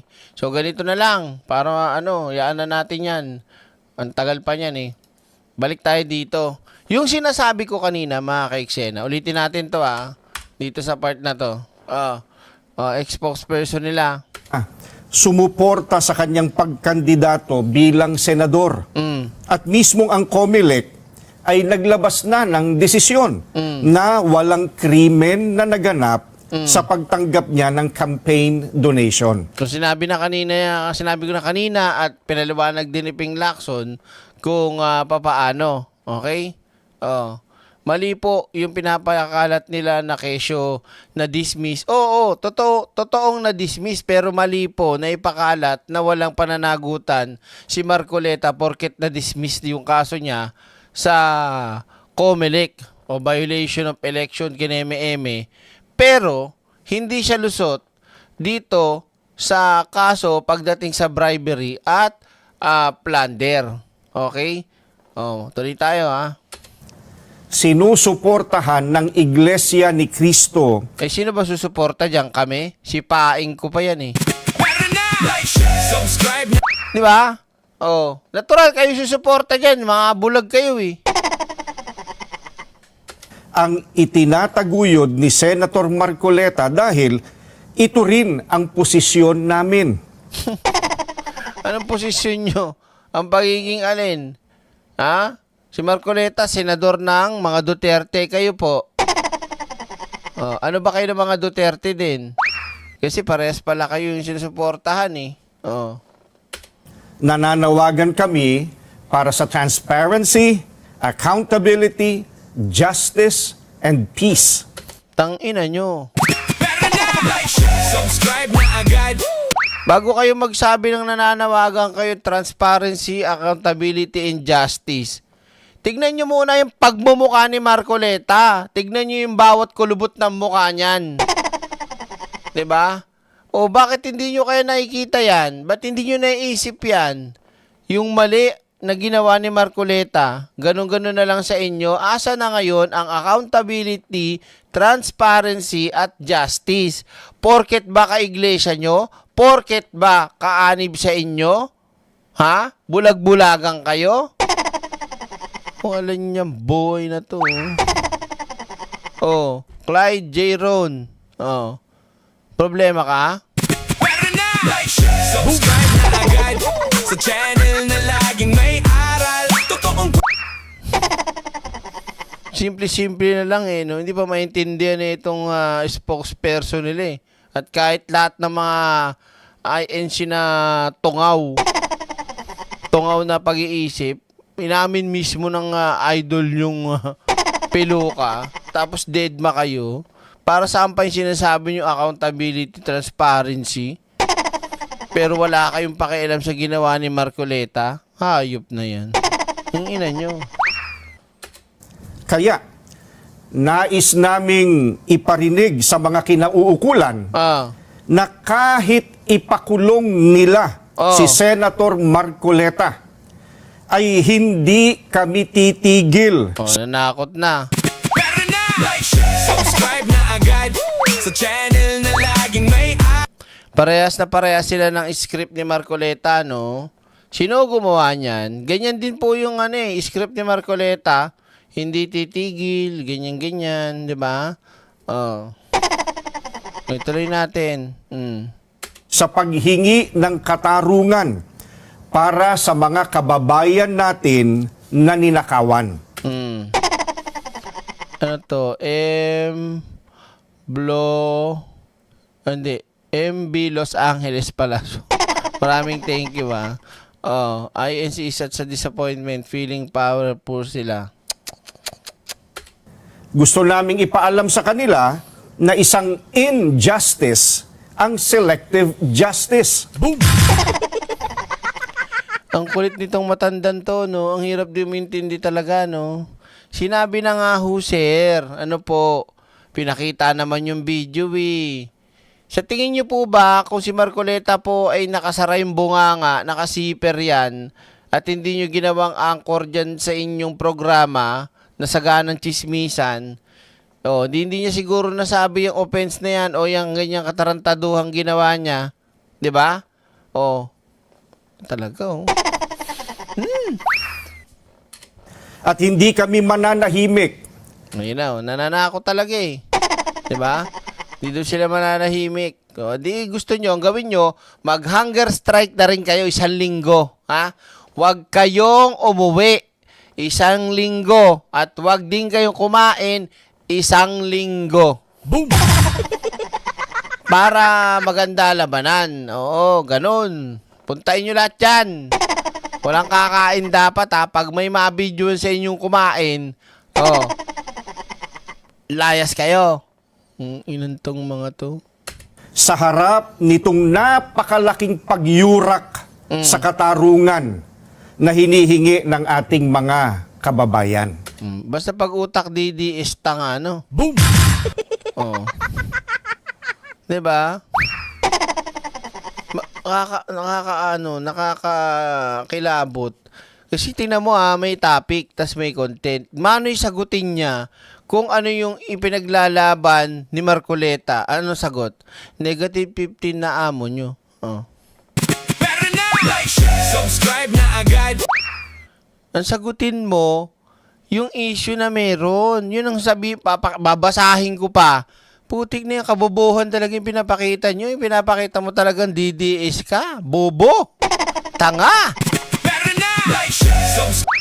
Di ba, Ryan Kulit? Nakakalokan. Tanga-tanga naman nung pangalan nun. Clyde Ewan. Oo, siya, minum ko na lang ng Sonrox. Yeah, baby! Try natin.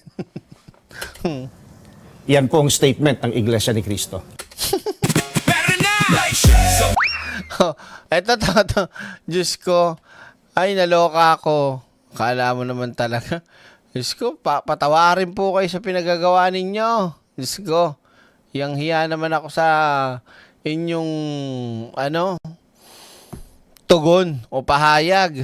Ito mga ka-eksena, para sa inyo, good news to. Anong good news yan, Direk? Yan. Tuwing may protest. Okay. So, syempre, yung mga DDS, at syempre, kasama na itong INC, sila ang rito eh. Ano ba yan? Yan.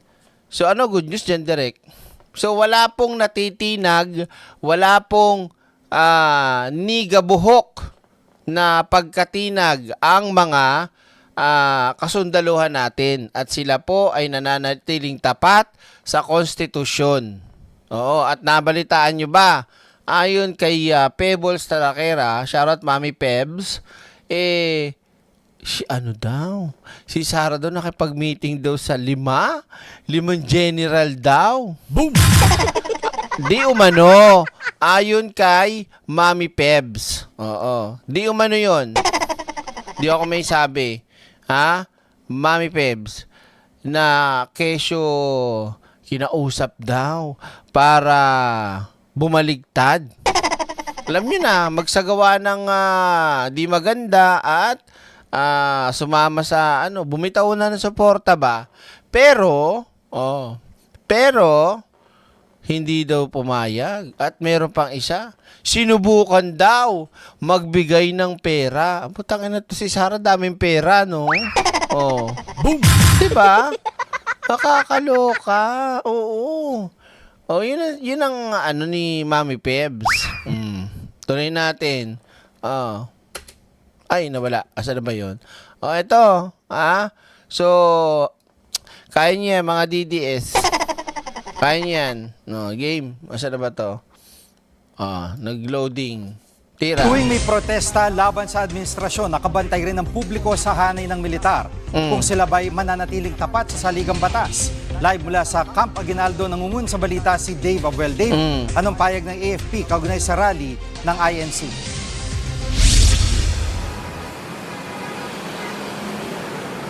Jiggy, patuloy na nakabantay ang Armed Forces of the Philippines sa isinasagawang kilos protesta sa EDSA People Power Monument.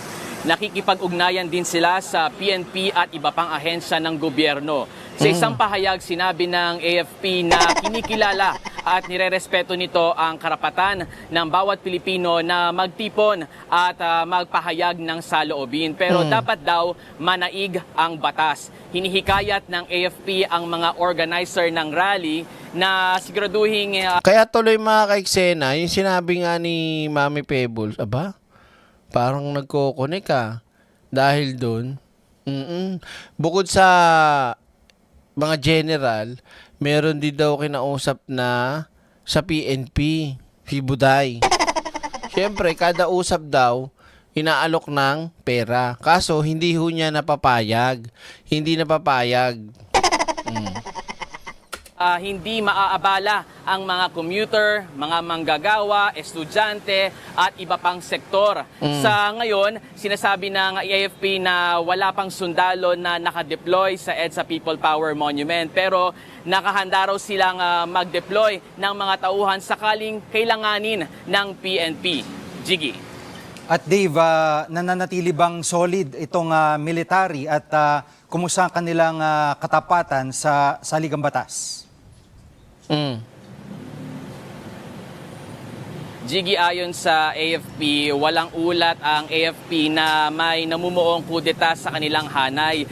Tiniyak ng militar na nananatili silang nagkakaisa at non-partisan o walang kinikilingan sa politikal na usapin. Dati na ring iginiit ng palaso na hindi kailangan ng loyalty check sa hanay ng militar. Narito ang pahayag mula sa AFP. We assure the public po that at this point in time, buo po ang inyong AFP. We are united. We remain professional po. At Dave, anong pahayag ng PNP kaugnay dito sa nangyayaring rally?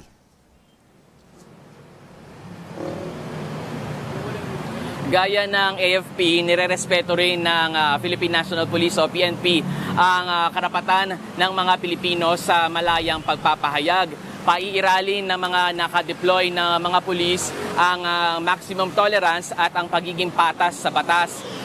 Panawagan ng PNP sa mga kalahok sa protesta na panatilihin ang kapayapaan at sumunod sa traffic advisories sa mga kalsadang apektado ng protesta. Patuloy naman ang pagbabantay ng PNP sa kilos protesta. Narito ang pahayag ni PNP spokesperson Alan Reyco. The Chief PNP has ordered all our police units nationwide to be on full alert status. This is to prevent any untoward incident sa lahat po ng areas natin within the country.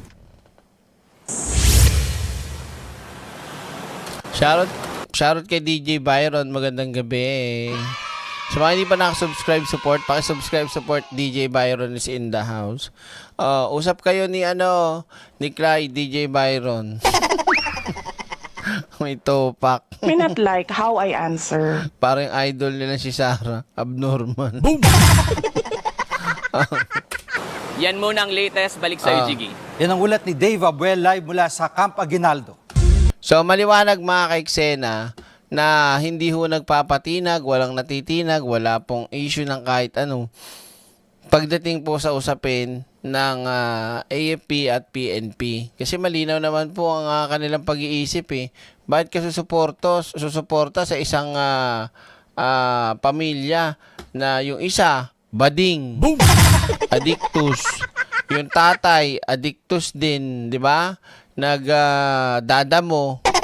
Tapos yung isang anak naman, manyakol. Bumibengbang ng babae tapos hindi binabayaran ng tama, nilalap-lap-lap na ganyan. Tapos yung bunsong kapatid naman, nagdadamo din. Boom!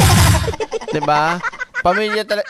Aimee, baka mali ka naman ang tinatawag kasi ang alam kong mga bangag yung mga Duterte. Hindi ba? Baka nagkamali naman ng stage na pinuntahan si Aimee. Para sa Duterte yata yung sinasabi niya. Diyos ko naman. Ano ba? Ito, mga kaiksena. Wait lang Nasaan na ba yun? Wala. Ito. Ano to? Para mas maliwanag mga kaiksena, saan ba talaga nagsimula itong problema ni Marcoleta? Yung spokesperson ng INC, makinig ho kayo Kung ako sa inyo, inumin nyo. Banana, ay wala palang banana. Orange flavor na lang. Panoorin nyo to. Ha? Throwback tayo. Oh.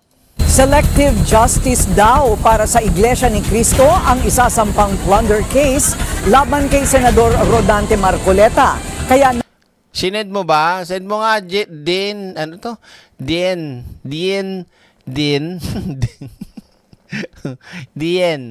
Send mo nga sa page, ano yan, direct may video ang mga matatanda, 100 lang, binayad, ha?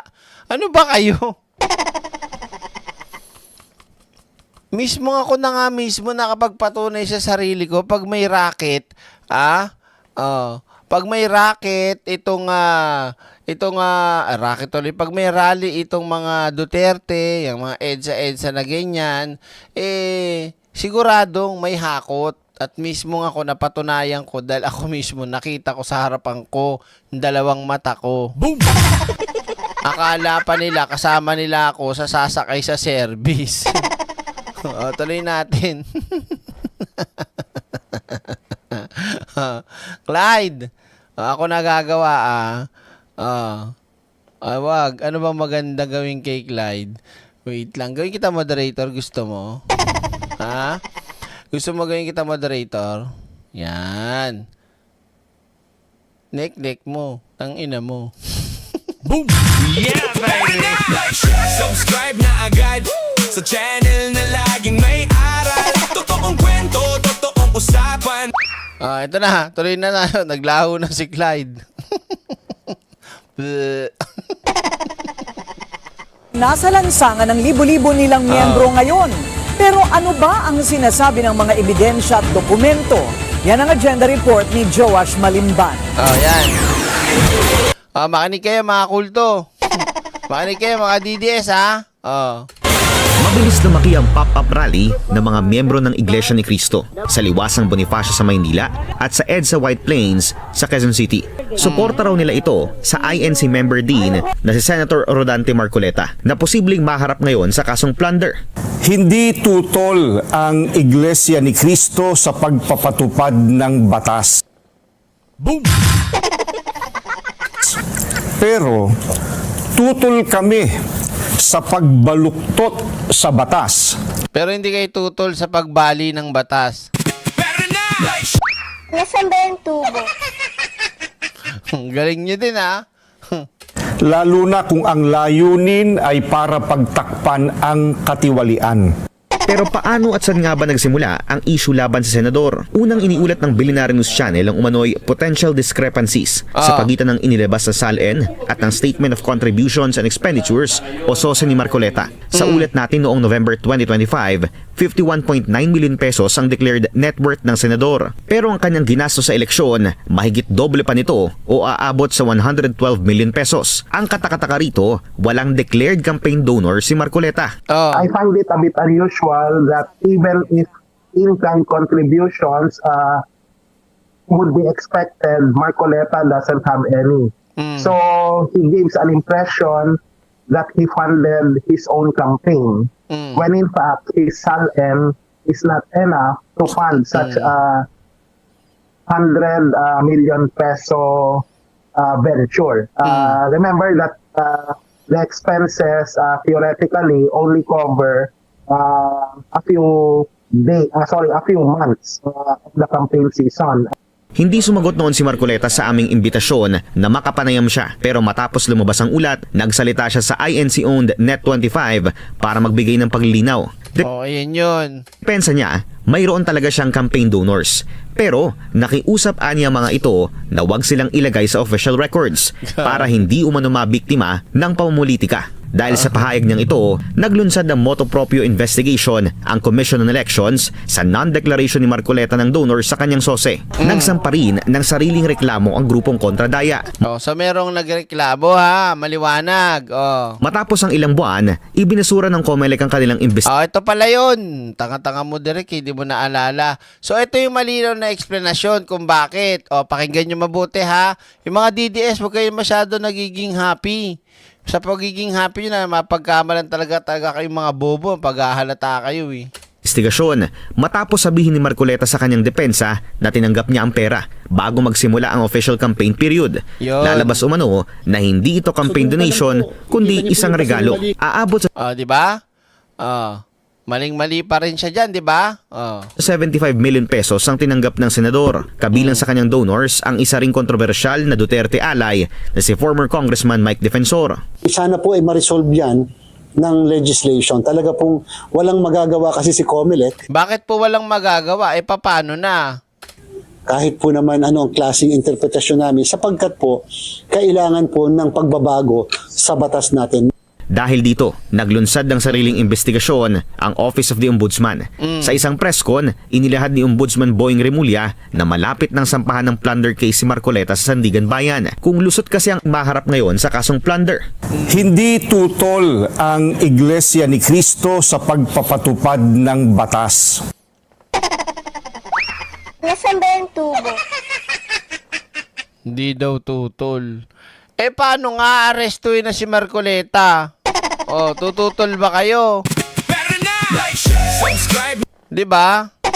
Malaman natin, hindi daw tutol Pero tutol kami sa pagbaluktot sa batas, lalo na kung ang layunin ay para pagtakpan ang katiwalian.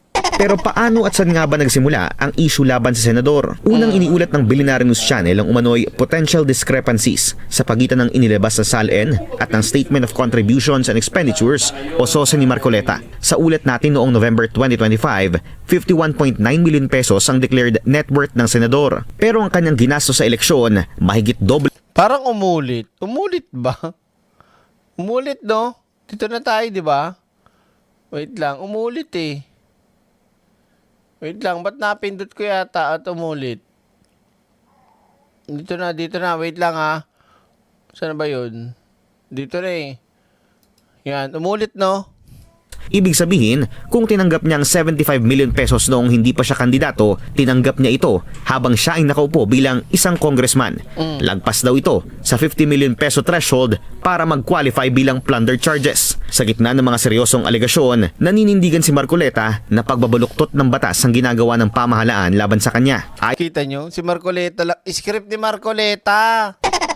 Yung script na hawak-hawak ng spokesperson, galing din kay Marcoleta.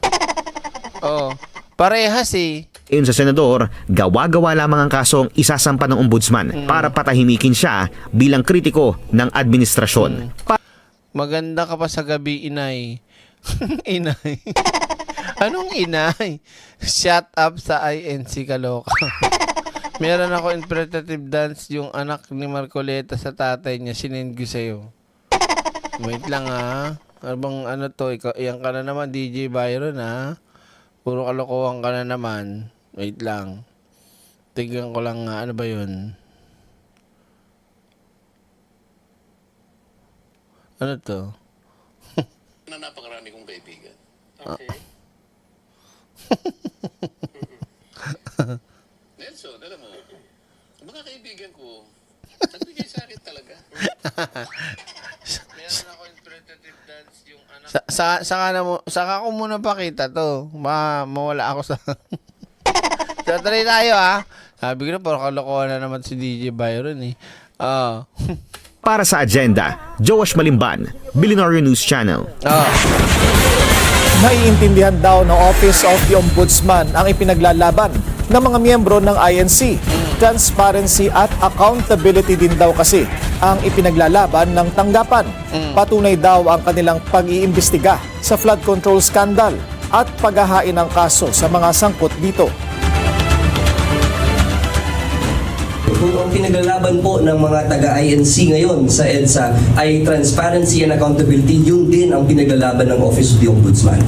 So, is it our mandate to stop cases? Perhaps not. It is our mandate to investigate and prosecute cases.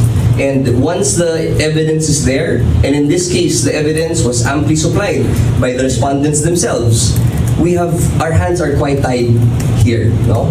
So that also speaks to how fast this case went. Dahil po, lahat po ng admissions, lahat po ng elemento ay nasatisfy na po doon sa mga sinabi niya po.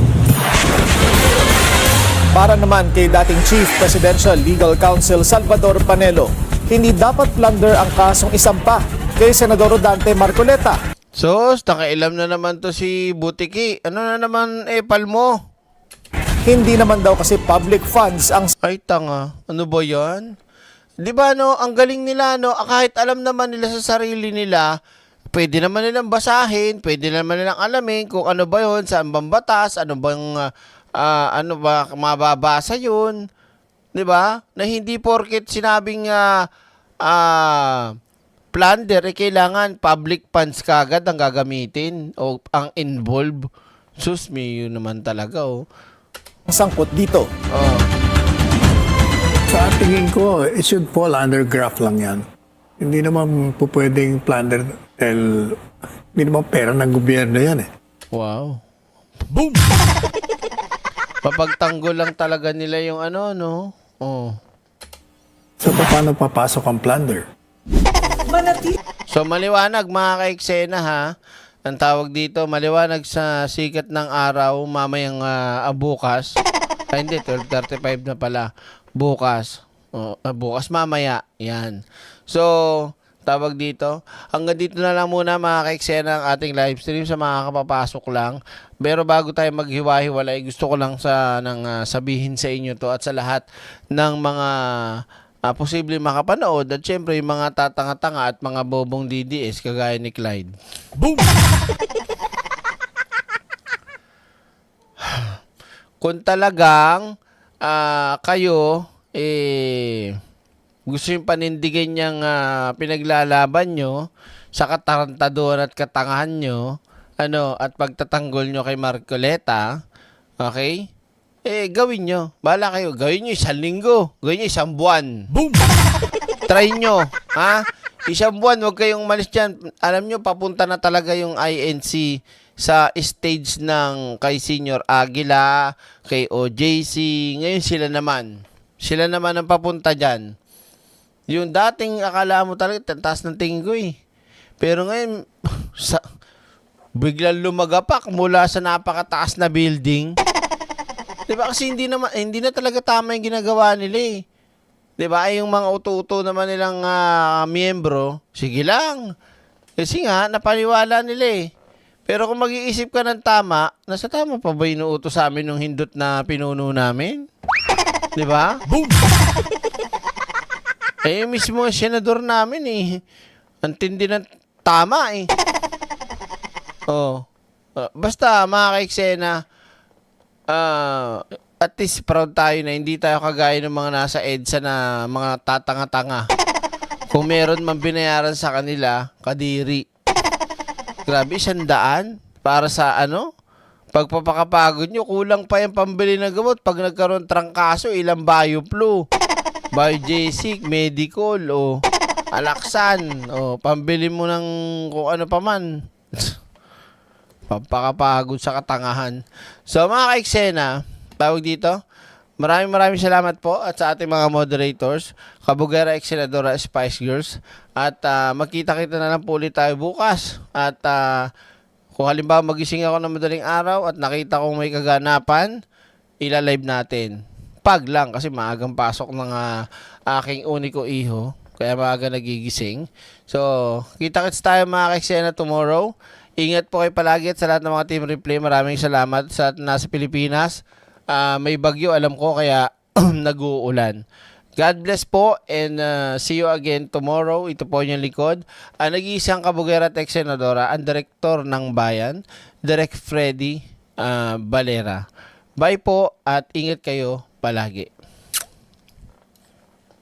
Yeah, mic check 1, 2. Ito ang boses ng katotohanan. Walang plastikan, walang pakitang tao. Direk Freddy Valera Official. Pero na, like, share, subscribe na agad sa channel na laging may aral. Totoong kwento, totoong usapan. Direk Freddy laging may kaalaman. Like, share, subscribe mga boss.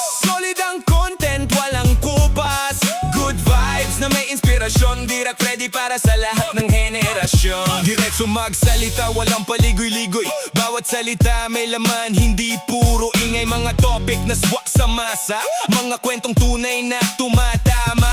Hindi kailangan magpanggap para mapansin, kasi katotohanan ang laging dala rin. Simple lang pero may dating, kaya maraming tao ang naaabot din. Mula umaga hanggang hating gabi, mga videos na may saysay palagi. Hindi lang basta content na pampalipas oras, kundi gabay din sa pang-araw-araw. Kapag may issue sinusuri ng maayos, hindi nang huhusga, mas gusto malinaw. Lahat may matututunan na aral, habang nakarelax sa pakikinig ng bawat detalye at usapan.